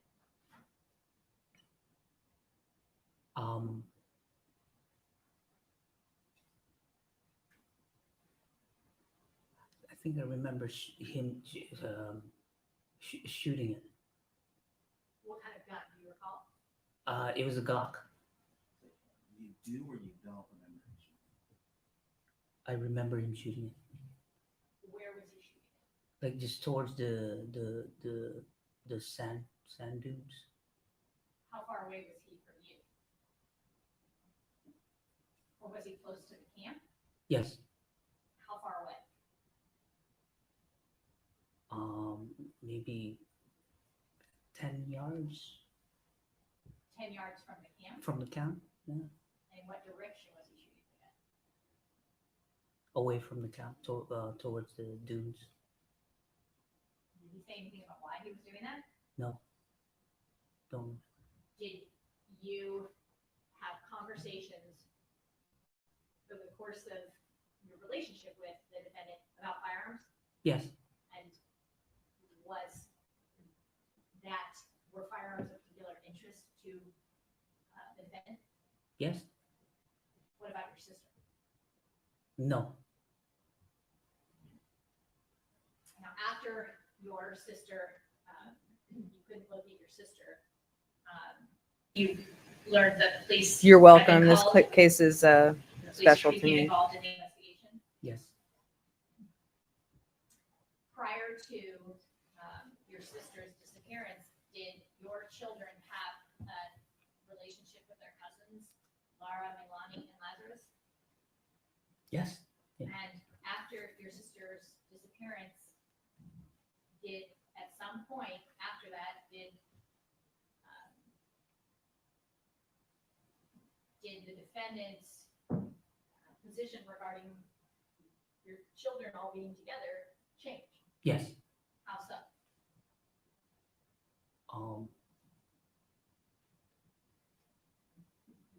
By not allowing us to see them anymore.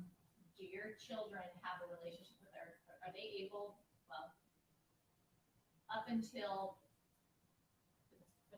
back up, strike my question. The months after, I guess towards the end of January 2021, till the end of the year, were your children allowed to see their cousins, Larry, the defendant's children? Objection, release. You're asking after the alleged offense date, correct? I am. Well, I really don't see the relevance of what happened later in 2021. Not no relevance really after the end of January. Well, say I think the defendant's isolating himself from the rest of the family is to some extent a consciousness of guilt, but I can move on. Prior to January the 7th, 2021, did you, what was the longest you'd say you've gone without speaking to your sister? May? Having some kind of communication? Some kind of communication, not long, maybe a few days. There's always something. There's always, I consider a Facebook post some type of communication. So there's always something. You were friends with your sister on Facebook? Yes. And since January the 7th, 2021, have you had any kind of phone call from your sister? You mean after? Correct. Since January 7th, 2021, have you had any kind of phone conversation with your sister? No. Have you had any kind of text conversation or any communication via text from your sister? No. Have you seen her since prior to January 7th, 2021? No. Have you seen any Facebook posts of your sister? Said prior, you mean after. Can you have a read back of the question?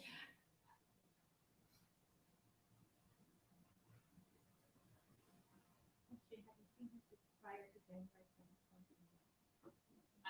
a poorly worded question. Let me rephrase that. Since January 7th, 2021, have you seen your sister? No. Your sister May? Yes. No, Sorry. you have not seen your sister. I have May. not seen her. And have you seen any posts on Facebook by your sister May since January 7th? No. 2021? Any communication at all from your sister since January 7th, 2021? No. Thank you. No questions. Cross-examination. Thank you, Ann. Okay, this ought to be interesting cross-examination from the family attorney. He looks a little tired and exhausted, a little bit frazzled.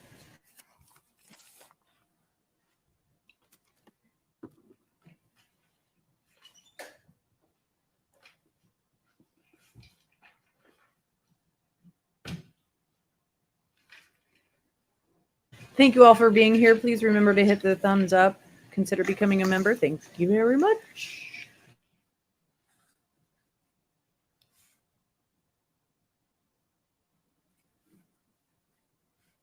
Mr. Dabalanza, you spoke about a trip that you took in the past where you describe how Mr. Millete would call your sister every stop that you had to take. Did that only happen one time, only one trip? That one trip, yes. And no other trips? That was the only time. Okay. And at that time, during that travel, was Miss Milete's children in the vehicle with her? Yes. And did you notice, were you driving? Yes. Okay. And you said that Miss Millete was sitting next to you? Yes. Did you see Laura and May call their father as well? Or talk to their father as well during that occasion? I don't remember.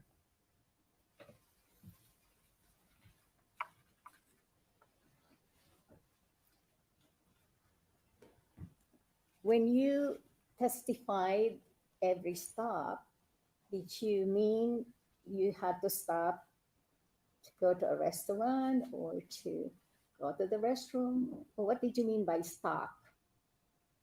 I had scheduled a few stops on the way to.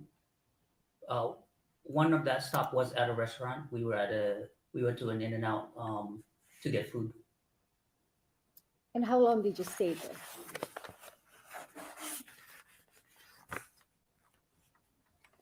Just until we got our food. Maybe 30 minutes. 2 hours? No, like maybe about 30 minutes. Yeah, the lines are long at In-N-Out. And when Mr. Millete would call your sister, May, how long would that last? Several minutes.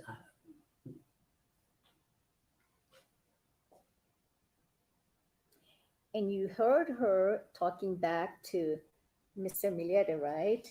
Did you hear her call him Mahal as usual? I'm sorry. Your Honor, Whatever you said, you need to start off. let me clarify that a little bit, Your Honor. The judge has to coach this lawyer a lot. In your relationship with Mr. and Mrs. Millete, how did they call each other? They called each other Mahal. Can you translate that in English? Are you able to do that? From my understanding, it means love. Does it mean love? Can you spell it for us? How do The you spell word. it? Yes, Your Mahal. Mahal. It spells Mahal.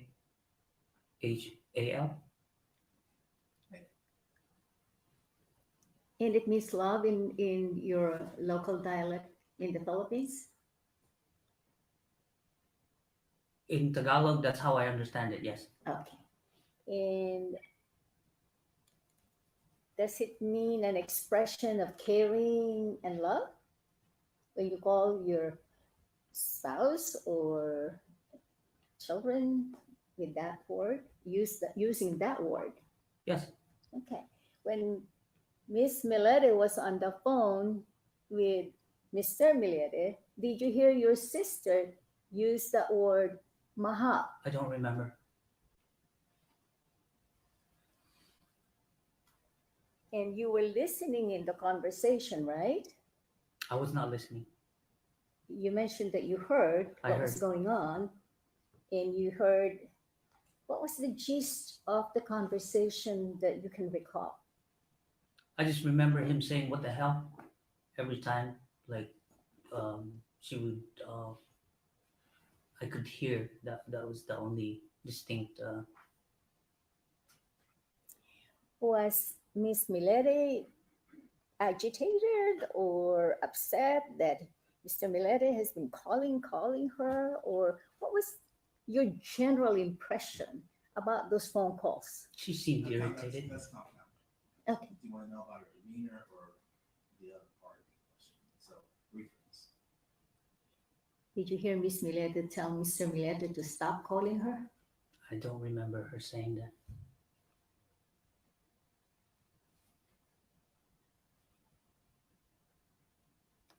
Did Miss Millete try to allow Lara May and Melanie to also talk to their father?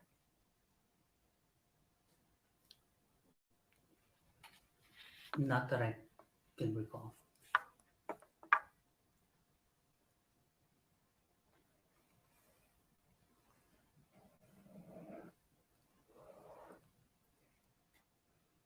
Now, based on the communication that was shown to you on the board, where Miss Millete was saying that her husband was manipulative. During these 20 years of knowing Mr. Millete, did you observe that in the relationship between Mr. and Mrs. Larry Millete? No.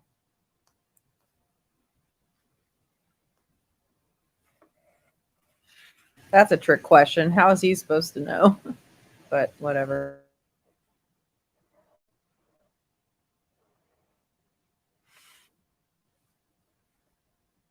Did you ever see Mr. Millete mistreating Mrs. Millete by hitting her or punching her? No. That's what I mean by they're being fair. They're not Did you trying see to them doing things together make him look bad. and enjoying it? Just in Vegas time. Okay. Well, okay. Let me clarify that, Joanna.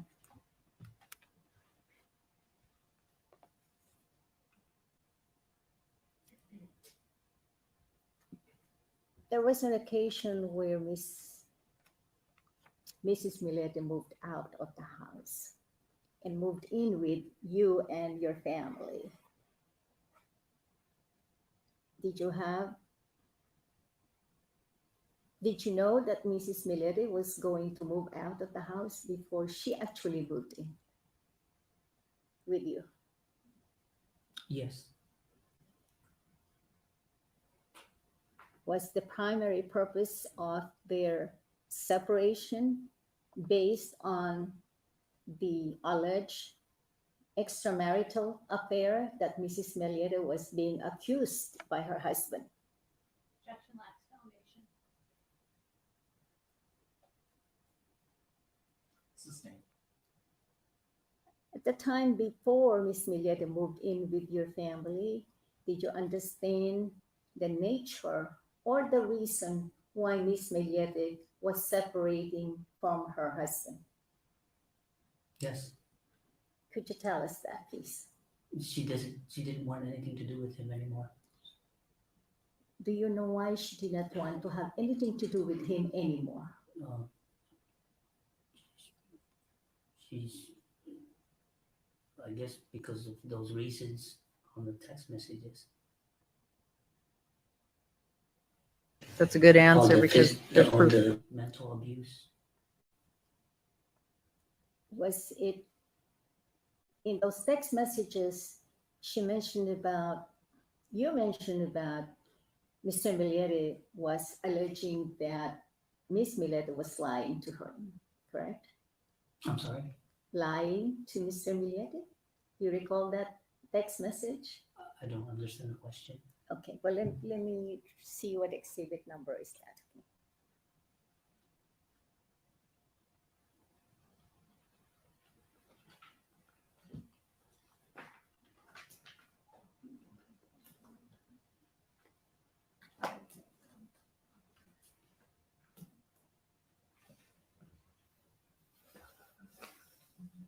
I think you're referring to 4-2, council. 20-2, yeah.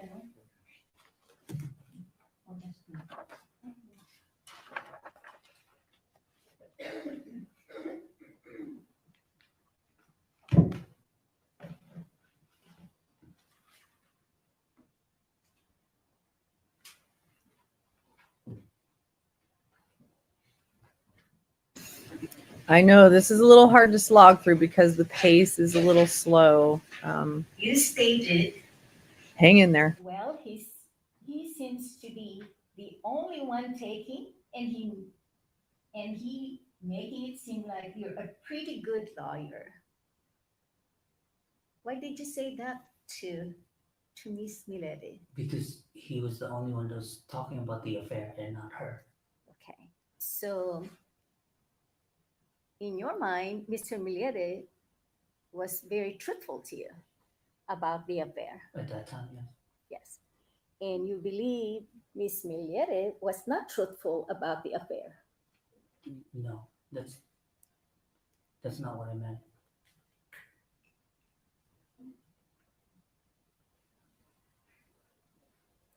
Well, you knew where Mr. Millete was working at the Naval Balboa Hospital, right? I'm sorry. You knew where Mr. Millete was working at the Naval Balboa Hospital?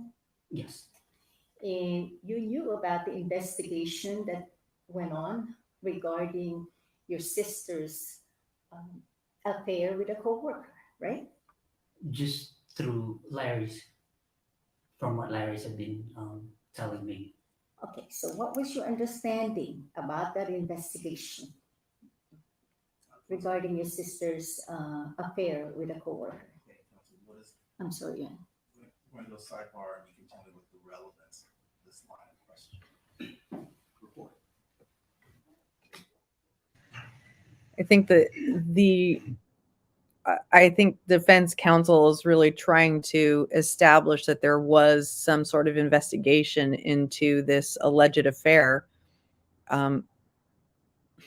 If anyone in chat knows whether there was,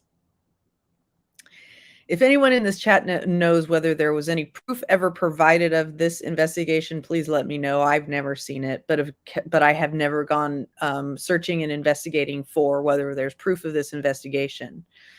But so far, what Maya's siblings are saying is that the only way we were hearing about any affair was through Larry. And Larry is the one that was claiming that there was an investigation. And if there was such an investigation, it was probably pushed through by Larry because, you know, Larry and Maya tend to work at the same places at the same time with each other. So they were both employed by the Navy. They worked in different places at the Navy, but they both worked at the Navy. So, you know, there was more access to being able to, I think, surveil her and maybe get colleagues to look in on her and maybe even launch investigations. I don't know. What does Green Eyes say here? I'm hooked on this one now. I'll have to back and watch your first video. So many interesting cases not covered the past couple of years. Yeah, you know, what's so interesting about this case is that, you know, anybody who follows me knows that I'm interested in talking about how true crime is covered on social media. And at the time that Maya was missing and before they arrested Larry Millete, this case was as big in volume as it didn't have quite the amount of numbers of interest, in live streams and in views as the Idaho 4 case has right now, or no, it did. It had kind of a similar amount of attention as like the Watts case or the Summer Wells case. But because the family didn't get super involved in in YouTube and stirring stuff up, it didn't just continue to be a crap show. But it just kind of shows that a lot of true crime YouTubers, they will cover a case when it's, super hot and breaking and there's views to be gotten, but not continue to follow the case through when it gets to this point. Because I've been hooked on this case from the beginning, and for many reasons, not just because it's in, generally my neck of the woods, but also because it's a domestic violence case, because it has so many patterns of domestic violence, because you could see so many patterns of, toxic abuse in the relationship, because you could see there were so many similarities in other cases that were going on at the time, like Suzanne Morphew and Chris Watts and Josh Powell. Josh Powell's was from a few years before, but there were still similarities. The Daybell case, which is different, but it's still domestic violence. It's domestic violence of not between Chad and Lori, but to Chad and Lori's spouses and children. So there's just so many patterns, and I wanted to be able to show all those patterns. And when I, at the time when Maya Millete first went missing, you could, her Facebook was still available. So I, looked at her Facebook page, and you kind of get a sense for the type of person she was. And, at least her social media persona, right? You have to understand that people's social media personas are not a three-dimensional representation of who they really, of their full persona, right? But her Facebook persona was, very much into music and into her children. She was a very beautiful young woman. And so she had a lot of selfies, and she also had posted a lot of her own music, and also cover music. She played guitar and piano, and she had a kind of a positive, kind of uplifting way about her Facebook postings. But you could also see a little bit of kind of, I don't know, I might have been reading into it, but sadness too, like something behind that smile in those eyes. Like, not everything is a-okay, but of course it's a lot easier. Pull back. Oh, we'll hear it when it comes back. Hold on. Are you saying pull back so that we could see what they're saying? Anyway.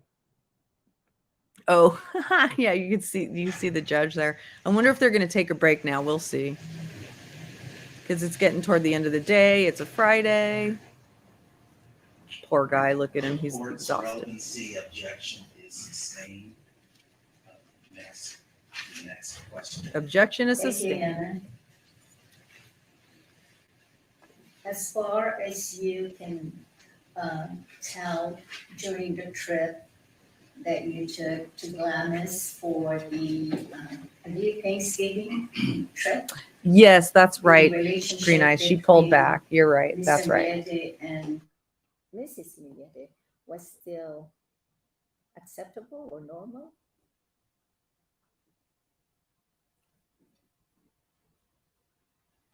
It's in the- Do you understand the question? no, I don't understand.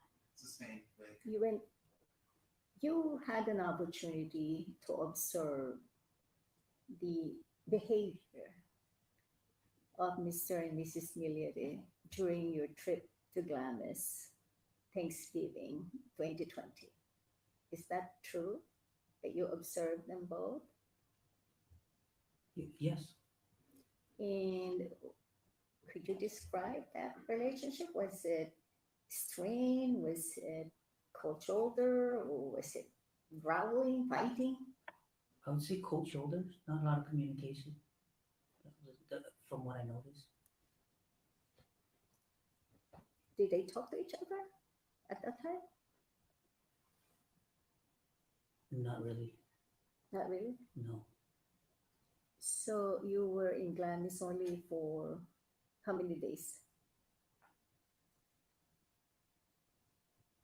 For Thanksgiving, So how many days were you at Glamis?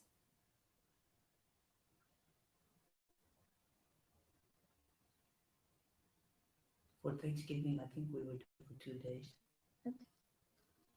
And you did have a picnic, correct? A picnic. Did you have a picnic together or you ate together? Yes, And Mr. Millete and Mrs. Millete were not talking to each other those entire 2 days. I don't remember. Did anybody question Sir and Mrs. Millete at that time about the silence or treatment or No, no one was bothered by it? we didn't want to get involved. I guess I don't. Were your parents with you at that time? No, You're aware, well, let me strike that. Mr. Millete contacted you at the beginning of 2020, correct? yes, And he was seeking for your help. yes. And you did help him or no? I tried. I gave him some advice on personal things that me and my wife did to, overcome situations like that. So yes, I tried to help him. So that was about January 2020, right? I can't remember if it was January. I know it was in the beginning of 2020. Did you understand that in January or thereabouts at the beginning of 2020 that the relationship between the two of them was still repairable? I thought that was my thinking. Yes, And at that time, there was no allegations of extramarital affairs, correct? no, And then, can you tell whether at that time when he was seeking for your help, did he specifically tell you what kind of help he needed from you? he asked. He had told me that Maya was going to leave him, and he asked me if I could maybe help him to convince her not to. And your response to that was I what? said, I remember, I don't know exactly what I told him at that time, but I was willing to help him. Yes.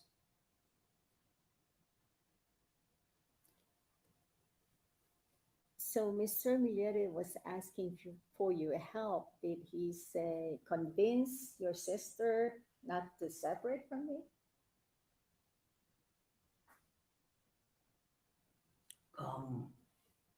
Yes. Try to convince her to stay. You did.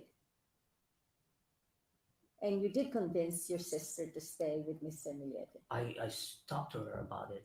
Okay, so what did you tell her? What did I tell her? Yes, to encourage her to stay.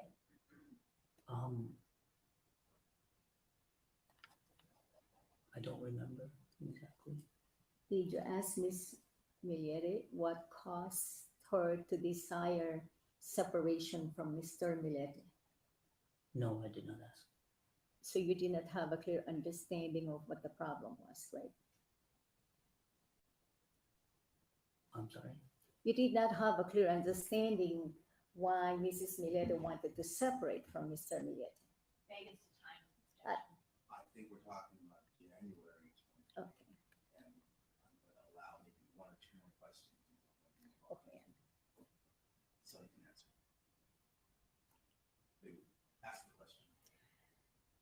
In January 2020 or approximately thereabouts, did you really have a clear understanding of what the problem was between these two, Mr. and Mrs. Millete?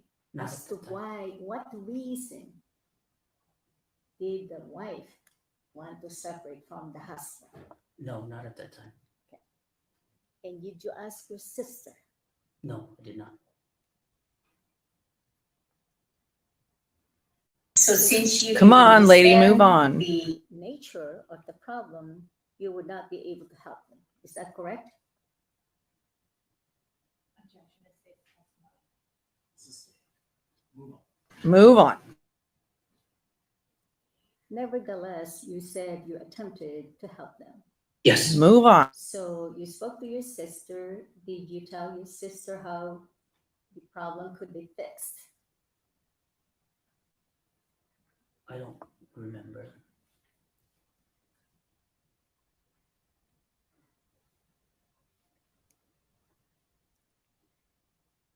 Did you believe at that time that you were talking to the two of them that separation was a good idea? It's not Or no? that- Okay, well, he's trying to give advice, Your Honor, so I'm sorry. Can you repeat? Well, no, I'm not allowing that question. Okay. You're gonna move on. okay, Your Honor.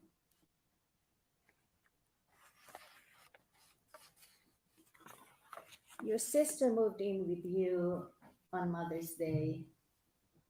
Do you remember that? I don't know. I don't remember it was What Mother's year? Day. And she did not spend Mother's Day with her children in May 2020. I don't remember. And do you remember if the Millete family or the Tavalanza family celebrated May's birthday, which is what, May 1st? Of 2020? Yes. And Yes, you remember, or yes, they did. Yes, they celebrated it. can you tell us where you celebrated Miss May Milete's birthday? Well, I was not there with them, but it was a few of our friends, and I think my sister was there, and also my wife. How about their children, Miss Milete's children? I don't remember. How about your mom and dad? No.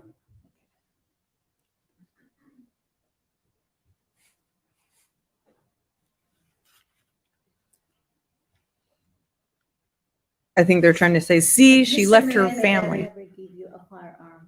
No. Did Mr. Millete ever give you other siblings firearm? No. Did you ever go shooting or target shooting with Mr. Millete? Yes. Okay, tell us about that. What's the relevance? Well, you said that Mr. Millete was shooting. I'm sorry, yeah. What is the relevance of that question? Mr. Millete has a missing firearm, and I believe that he remembers giving it to one of the Tabalansa family. I don't know why we had any Oh. evidence about firearms other than the one that's charged in count 2. But people may open the door slightly by asking about the shooting into the dune, but I'm not going to go into other incidents involving firearms. All right, can I ask a question about that shooting incident? That If you covered it, you can ask Okay. questions. How long was Mr. Millete using his firearm on that? Was it Thanksgiving trip at Glamis that you testified earlier about? I think it was New Year's. Birthday. I can't remember. New Year's. New Year's. So, what you earlier answered questions about New Year's Eve outing and inquiring into the dunes. So that's the time period. What was the question? You testified about Mr. Millete shooting during one of your trips. Is that right? Yes. And was that during the Thanksgiving trip or the trip that you had in Glamis for the New Year? New Year's? I think it was New Year's. Okay. And how many guns did he have with him? Objection relevant. Sustained. Was he riding in the Jeep with the gun? I don't know. Yes, it's cross-examination by the defense attorney. And welcome.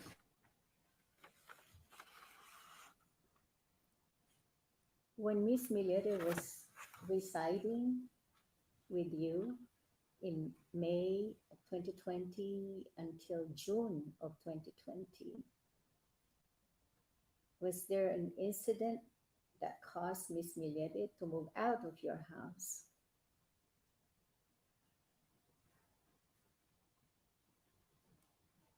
I just know that she, when she moved out, she was with Larry at that time, and to come to pick up her things. Do you have an understanding why Miss Millete was going back with Mr. Millete? No, not at that time. Did you ask your sister? No, Did you ask Mr. Millete? no, don't remember. And you believe that Miss Millete was safe to go back with her husband At that time, at that time, yes. Did you, after that return to Mr. Millete's house, did you follow through with your sister as to how the relationship was progressing? not really. Um, have you heard any other negative news from anyone regarding their relationship, whether it's flourishing or degenerating, or negative news about their relationship? From other people? But it's common for hearsay. Okay, ma'am. You were not concerned about any danger to your sister when she returned back to her house in Paseo Los Gatos, correct? No, I was not.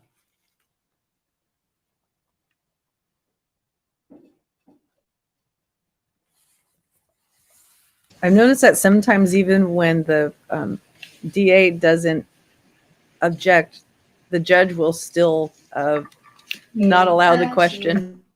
You respected Mr. Millete, right? Yes. Objection relevant.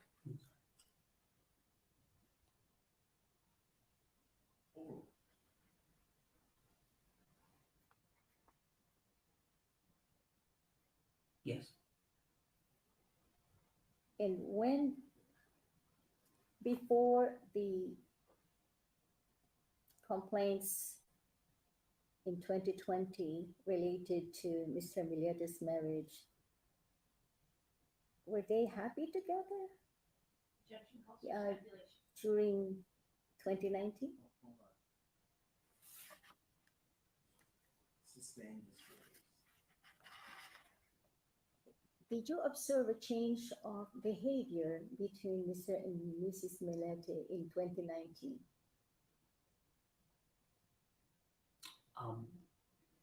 No, I described that relationship in 2019. it seemed like normal. When you say normal, what is the meaning of that? They're together. They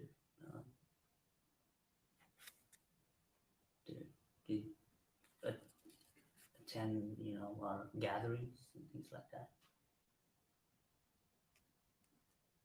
And in 2019, was Mr. Millete calling Mrs. Millete that you know about?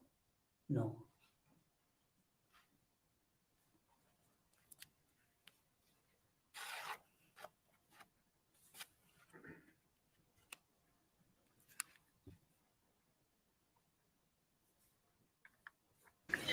He's very soft spoken and speaks at a slow pace. But I like that he doesn't try to overstate things. When Miss Millete was residing with you and your wife and your family, was she into drinking alcohol?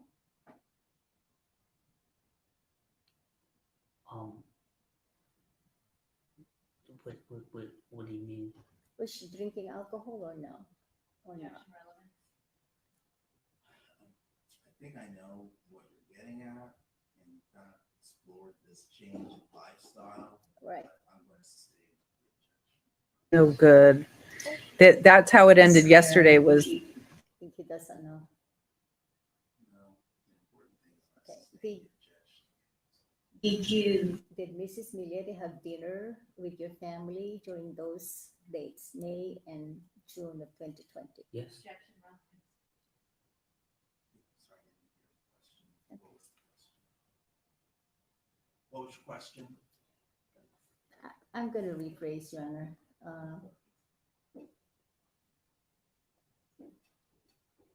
To your knowledge, did your sister drink alcohol during the time that she was residing with you, whether on her own or in your residence? All right, I'm sustaining the objection. Oh. yeah, stop with the lifestyle stuff. They objected on that yesterday. It Did she was go out at night with friends? Objection relevant. Over. From what I, And I take it, this is during the period where she was staying with them? Yes, Your Honor. Okay, so when she was staying with you, was she going out at all hours? I didn't notice. She was going out with friends. She never told me. Did you work at night in your employment? No. Your wife, was she at home at the time that Miss Millete was residing with you? Yes. Okay, counsel, I've heard enough about this. All right. thank you, Judge. In May of 2020, she was at the house. Well, Miss, Why don't you go to some of the other areas that was covered on direct examination, or if you have another area that you want to inquire about. But Well- I've heard more than enough about the month that she was there. okay, well,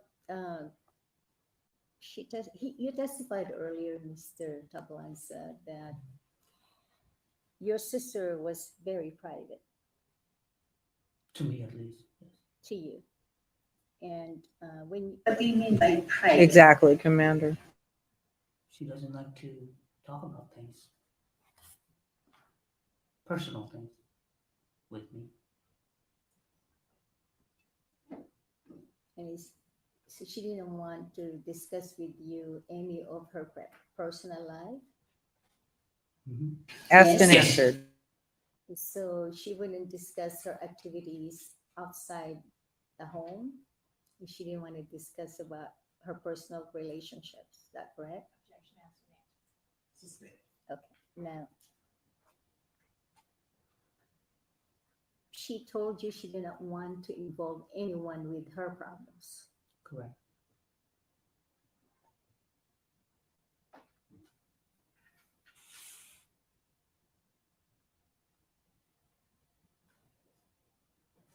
When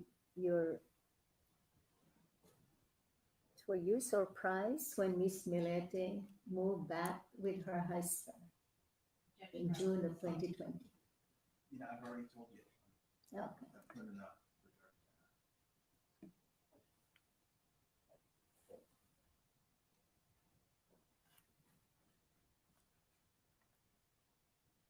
Did Miss Millete express to you that they were reconciling and not separating anymore when she moved out of the house? No.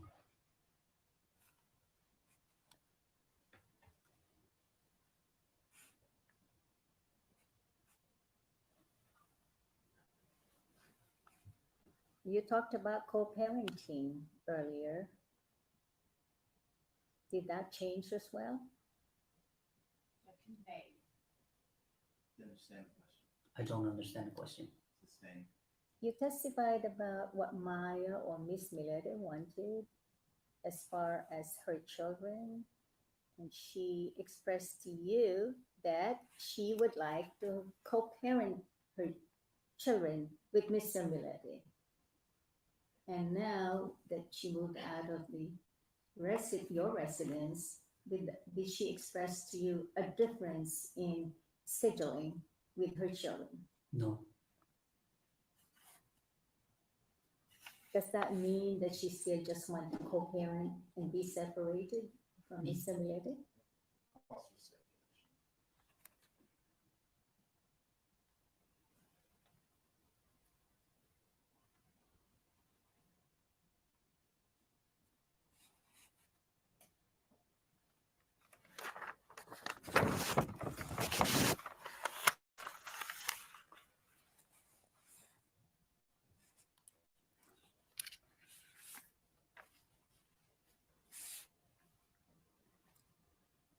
You and Mr. Millete had a good relationship. Would that be a fair statement? Yes.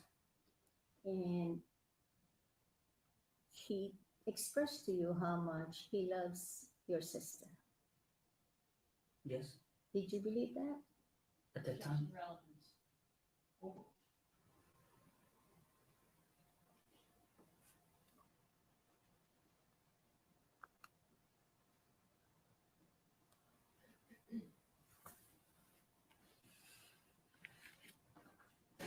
Looks like something might be happening in the courtroom because everybody's quiet and he's looking over where Larry is.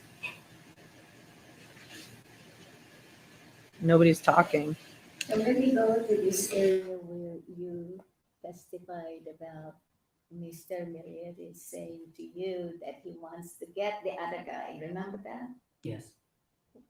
What was going on? What was being discussed prior to him saying that to you? That he had a conversation with Maya, and that she admitted to him about the alleged affair. Anything else? And that he wanted to get the guy. What did you understand that for Mr. Millete to go and talk to the guy? I'm sorry. Did you understand that Mr. Millete wanted to call the guy and talk to him? That's not how I understood it. So what did you understand that to be? I understood it as going to inflict, I don't know, some kind of violence toward the guy. Like what, for example? I'm not. Do you know?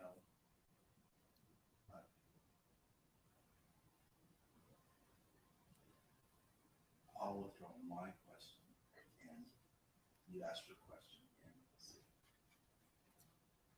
again. After he told you that, did you tell your sister about what he said to you? No. Any reason why? I'm sorry. Relevance. Okay. So you said he told you that. In the days forward, did you ask him again about that statement? No, Did you find out who the guy was? Sustained. Did you ask him who the guy was so you could tell the guy or warn the guy? I did not ask.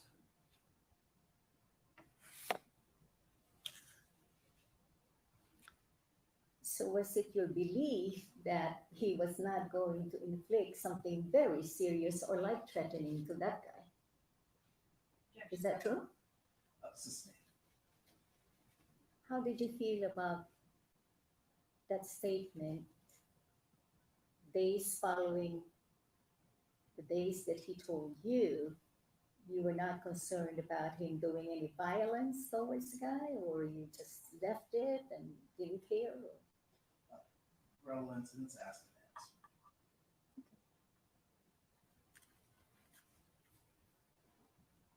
It's also kind of compound, but what do I know? I'm not a lawyer.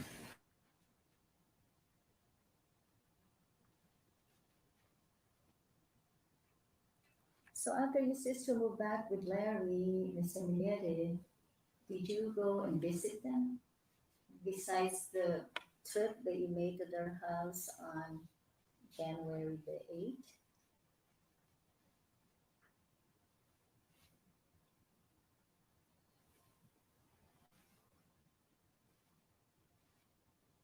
Um, I don't remember. Yes, we've gone back to the house. Yes. Was there a celebration in the house? They that's the 20. Oh. At the same time frame after Miss Millete returned to her family in Paseo Los Gatos and prior to her disappearance, did you have an occasion to visit them? He said yes to that. Okay. You asked him if he went to the house for a celebration, and I know at least that birthday party, so you need to narrow it down as to He's on top of it. when he may have gone after she returned and you didn't. I don't think she's as bad as Elaine. Now, She's not, but that Miss Millete was attending. she's as inexperienced in trial and criminal law or trial law as Elaine. She has to be coached a lot. Sustaining on the Did you advise your sister to seek help from medical providers? No. Did you advise your sister to seek advice from the church? No.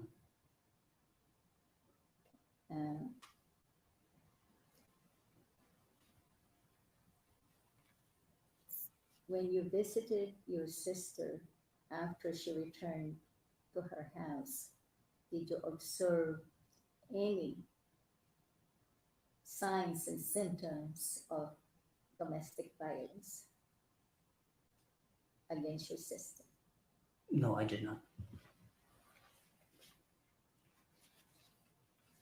When you went in to the house on January the 8th looking for your sister,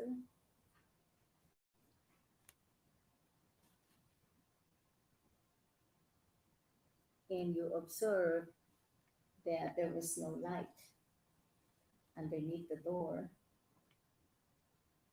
why did you not ask Mr. Millete to open the door for you?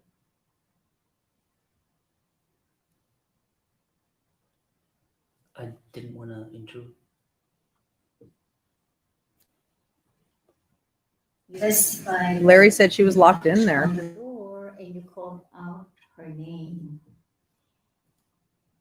If she was using the restroom, would you still see the light underneath the doorstep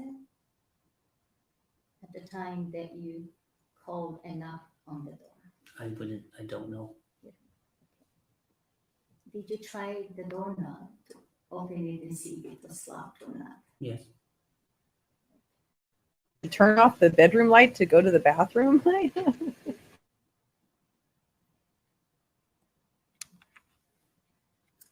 Did you recall telling a police officer from the Chula Vista Department that you did not even try the knob or try to open it and see if it's locked? I don't recall.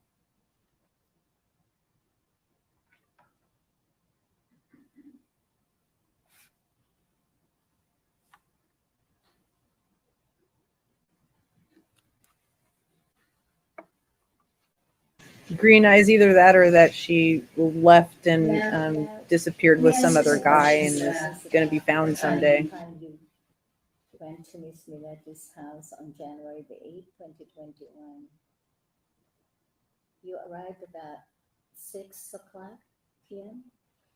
I don't know exactly if it was at 6. And the primary purpose of your visit was to check on Miss Millete, your Yes. sister. Before you left to go to Miss Milete's house, you spoke with your brother JP, right? Yes. And it was your brother JP who urged you to go and check on your sister. Yes. He told me to go. Yes. And did you have other communications from your other siblings prior to your visit to Miss Milete's house on January the 8th, 2021? Hey, Diana, welcome. I don't remember.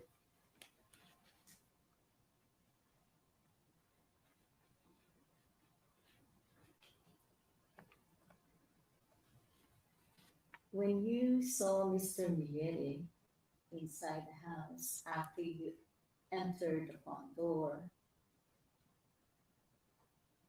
you said that he was wearing shorts, I believe? From what I remember, yes. It's a beach shorts, or can you describe the shorts? I think it was a red shorts. Red. And did he have any shirt on the top?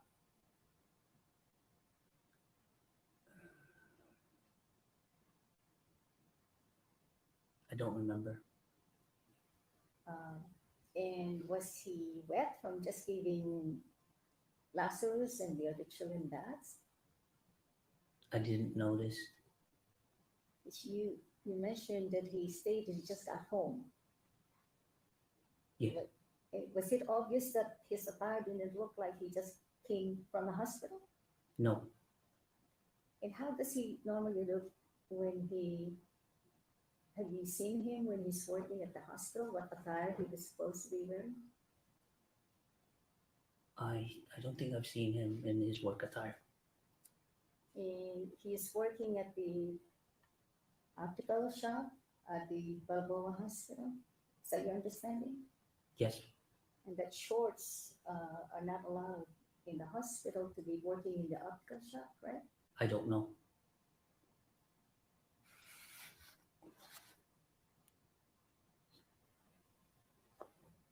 When you entered the house, you said he was upstairs, right? Yes. Looking down at you, Yes. and he didn't appear nervous, and he didn't appear like he didn't want you to come in, right?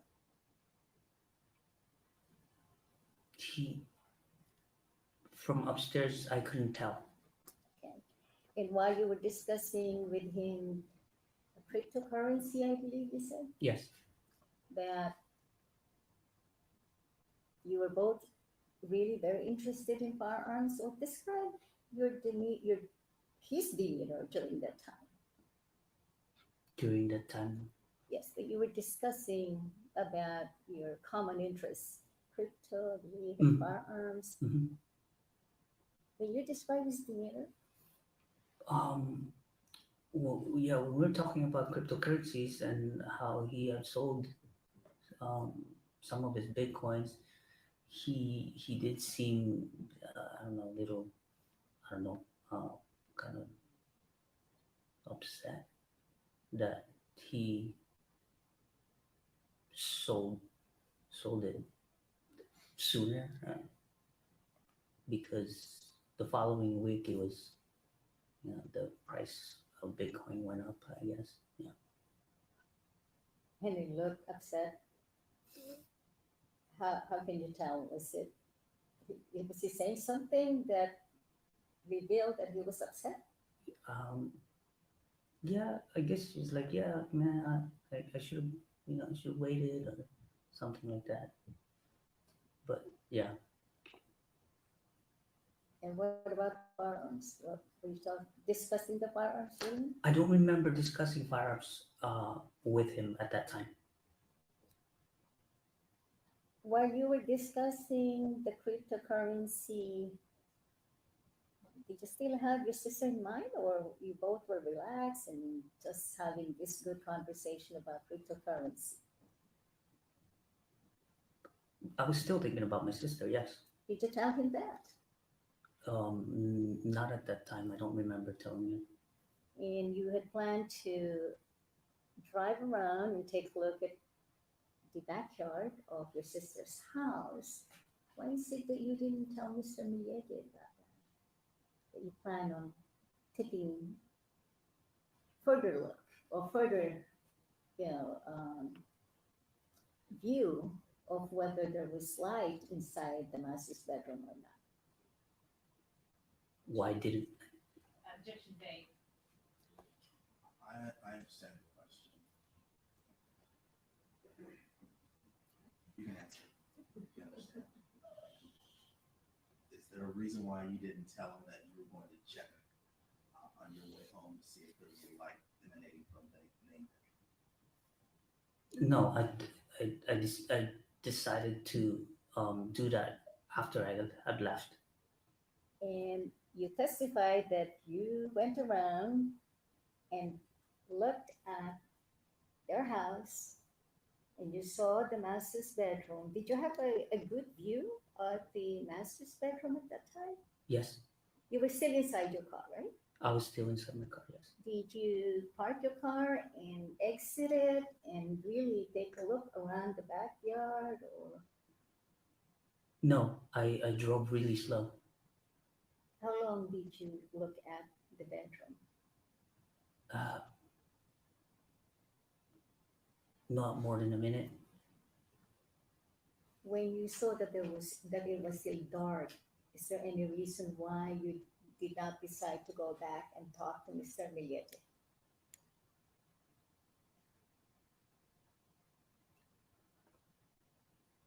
No, I don't know. So it was JP who had requested for you to investigate or check, like you said, check on Naya. Did you call your brother and give him what you saw? Or Yes, what did you tell JP? On what you're saying. Okay. She didn't ask Did you about the tell punch him next to the that wall. You're not worried that she's not there, That's still, or she didn't answer. still hearsay. Oh, yeah. So, did you sleep good that night? I don't think I did. So, what did you do the following morning? Did you go to Mr. Millete's house again the following morning, which is Saturday, the night? It wasn't in the morning. So, is there any reason why you waited to come back and check on your sister? We had asked because we had asked our dad to go and check on her And where was your dad And he did. residing at that time? in Marin Valley. So, how many hours before your dad could get to Miss Millete's house to check on her? I'm not sure exactly how many hours, but it's an hour, Couple hours. maybe an hour. Yeah, a couple hours. Did you call Mr. Millete in the morning of that Saturday to ask him if Miss Millete had, No, I don't remember calling him. you don't remember calling him? No. Did you call your father at what time on Saturday?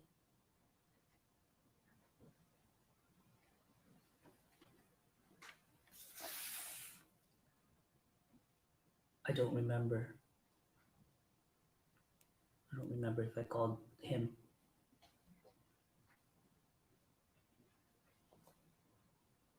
But you spoke to your father though personally, right? You spoke to your father personally to come and check on Maya that Saturday. It wasn't me. No, it was not me that spoke to my father to check on Maya. Who did call your father? Who called your father? Objection, hearsay. Sustained. Well, it's hearsay, but it's relevance. Sustained. What time did your father arrive at the Millete residence? Do you know? I don't- There. I was not there. You don't know what time they arrived. I don't know. So when you arrived at the Millete residence on January 9, 2021, was your father and mother there? No, they had already left. So they arrived and left. Yes. Did your brother JP go to the Millete residence on that day, January 9, 2021? No. When you arrived at the Millete residence in January 9, 2021, who was in the house? It was Larry and the kids.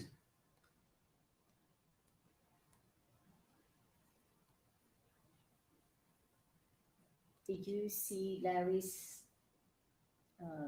auntie and uncle in the house? No. So when you arrived, it was only you, Larry, and the two children. Objection, hesitant. Next question. You mentioned about the refrigerator being pulled off of the wall. Do you recall that? Yes. There were two refrigerators, she said, right? Yes. And they were pulled how many feet or yards away from the wall that they were originally installed? I'd say a few feet. Is 2 feet? 2, 3 feet maybe. And both refrigerators were in that position being pulled out of their original Yes. installment.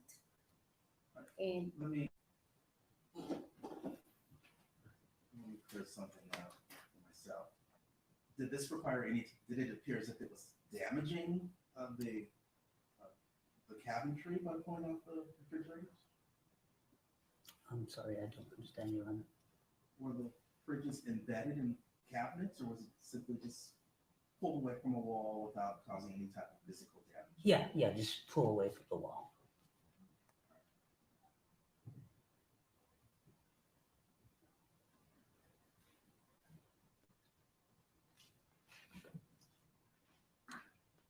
you didn't see any damage to the kitchen when you arrived there, right? On January 9, 2021. I didn't notice anything damaged. But did it concern you that those refrigerators were not in place? I wouldn't say it was a concern. It was more just weird. So you didn't give it any meaning that would alert you that something bad happened in that house?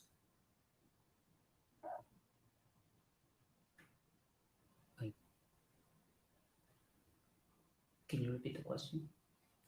Was there anything, you arrived there, did you immediately go upstairs in the bedroom to check on your sister? No, Why is that? because that time we were told that she was not there anymore. So you didn't go upstairs on, they told you she's not in the house. Mhm. Who told you that?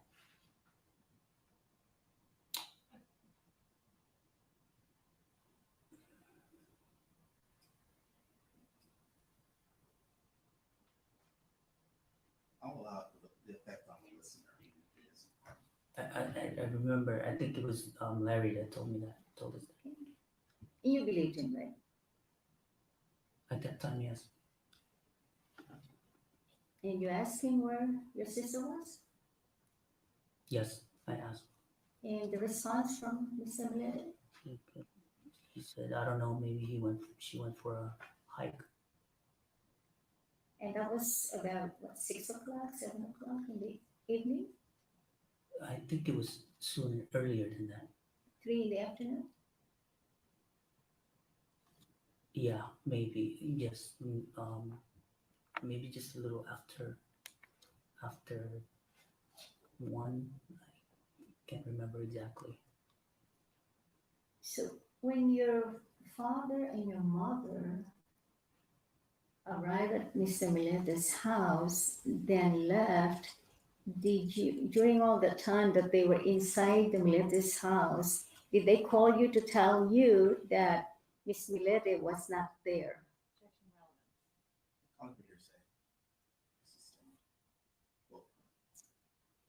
How long did you stay in the Millete residence on January the 9th, 2021? I think almost midnight. Were you there when the officers from the Chula Vista Police Department arrived? No, I was not. So you arrived about 3 p.m. approximately? Roughly. So from 3 to 12 midnight, correct? You were there in the residence. Roughly, yeah, midnight. I'm not sure if it was midnight. Yeah. So that's about roughly Late 9 night. hours.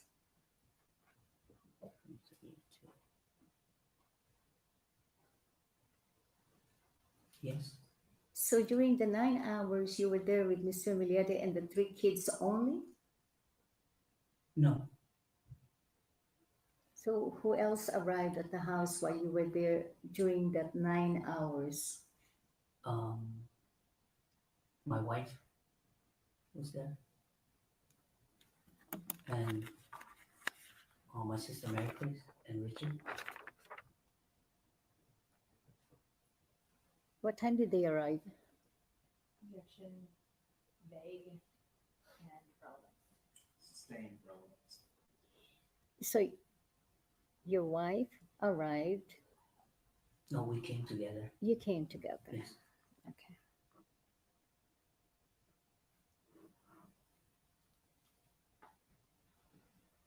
And then your sister Jane arrived. Mary Grace. Mary Chris arrived. What time did Miss? Council, I don't see the relevance Okay. behind when these All other right. individuals arrived. I've heard from another witness that you were there. Okay. Let me And just. by all accounts, she's not there in the home at this time. So Let me just. not relevant when people out there. She doesn't be there.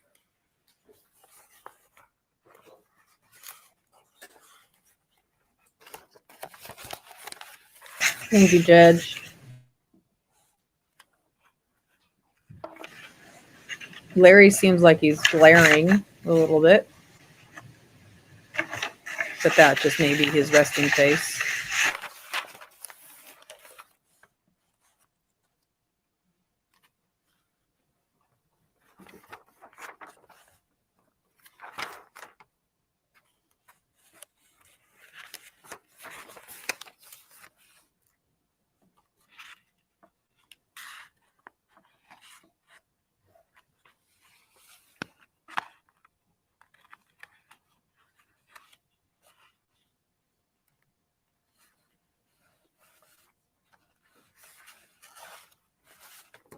Yeah, I think that's all. Thank you. I think it's interesting that she didn't ask him about the punch on the wall. Mayor? Maybe it's excuse. Yes. All right, sir. Thank you very much. That completes your testimony. Thank you, Your Honor. Monday's at home. Right? Okay. Court's in recess.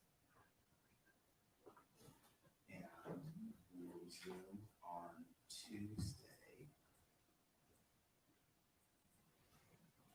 January 17th at 9 a.m.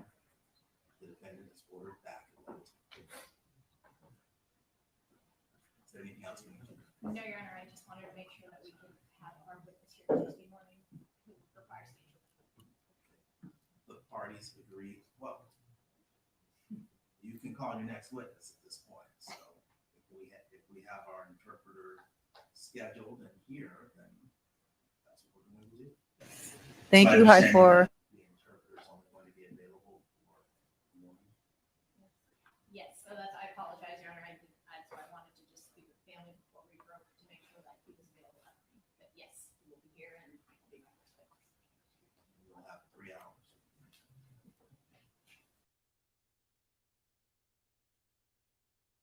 Okay, I'm taking that off because they're just doing kind of housework. But I want to mention something. So for those of you who weren't following along earlier, I want to describe something. So earlier, there was testimony about how from this brother JR about how Larry called JR in August. He was panicking. He was, freaking out. He was trying to figure out where Maya was. He was like, "Can you please find her? Can you please find her? I can't figure out where she is." So that sends JR and presumably several other people on a wild goose chase, and they're, trying to call Maya. They're calling Maya, and that results in this text exchange between Maya and her brother, where Maya was uncharacteristically sending all kinds of texts saying, "I'm just at the park. He's just trying to get you to tell me where he's trying to get you to tell him where I am, because I just went to the park to get away because, we're in a fight." So now fast forward to January and she goes missing, right? And his claim is that she has she changed her lifestyle, started drinking, and went off with some guy that she's allegedly having an affair with. And so bada bing, bada boom, she's gone, and there's no panic. He's not panicking. He's not getting involved in any searches. He's not doing the same thing that he did before when he thought that she was leaving him for some other guy, or that he was, that she was missing or whatever. So to me, that just shows consciousness of guilt or knowledge of the situation, where when she's alive, let me take this banner down. When she's alive and they're in a fight, and he knows nothing has happened to her, he's freaking out and trying to find out where she is. And now he's not trying to freak out and find out where she is because he knows, at least that's what I allege. So anyway, I'm pretty sure I will continue to stream this on Tuesday morning when they come back in session. Thank you very much for joining me. I think this is, this case is important to me. It'll probably get a little bit more heated as more witnesses come forward. And remember, this is the preliminary hearing. It's not the actual trial itself. But it's dicey because they don't have, Maya is still missing. She's still missing. And so that makes a lot of the evidence circumstantial, so it's going to be a very difficult case to prosecute. And he's taking the, defense of, she just left. That's all that happened. So thank you very much, Lori. Thank you for everyone who's joined. Please remember to hit the like button, share it if you feel like it, consider becoming a member, and have a wonderful rest of your evening.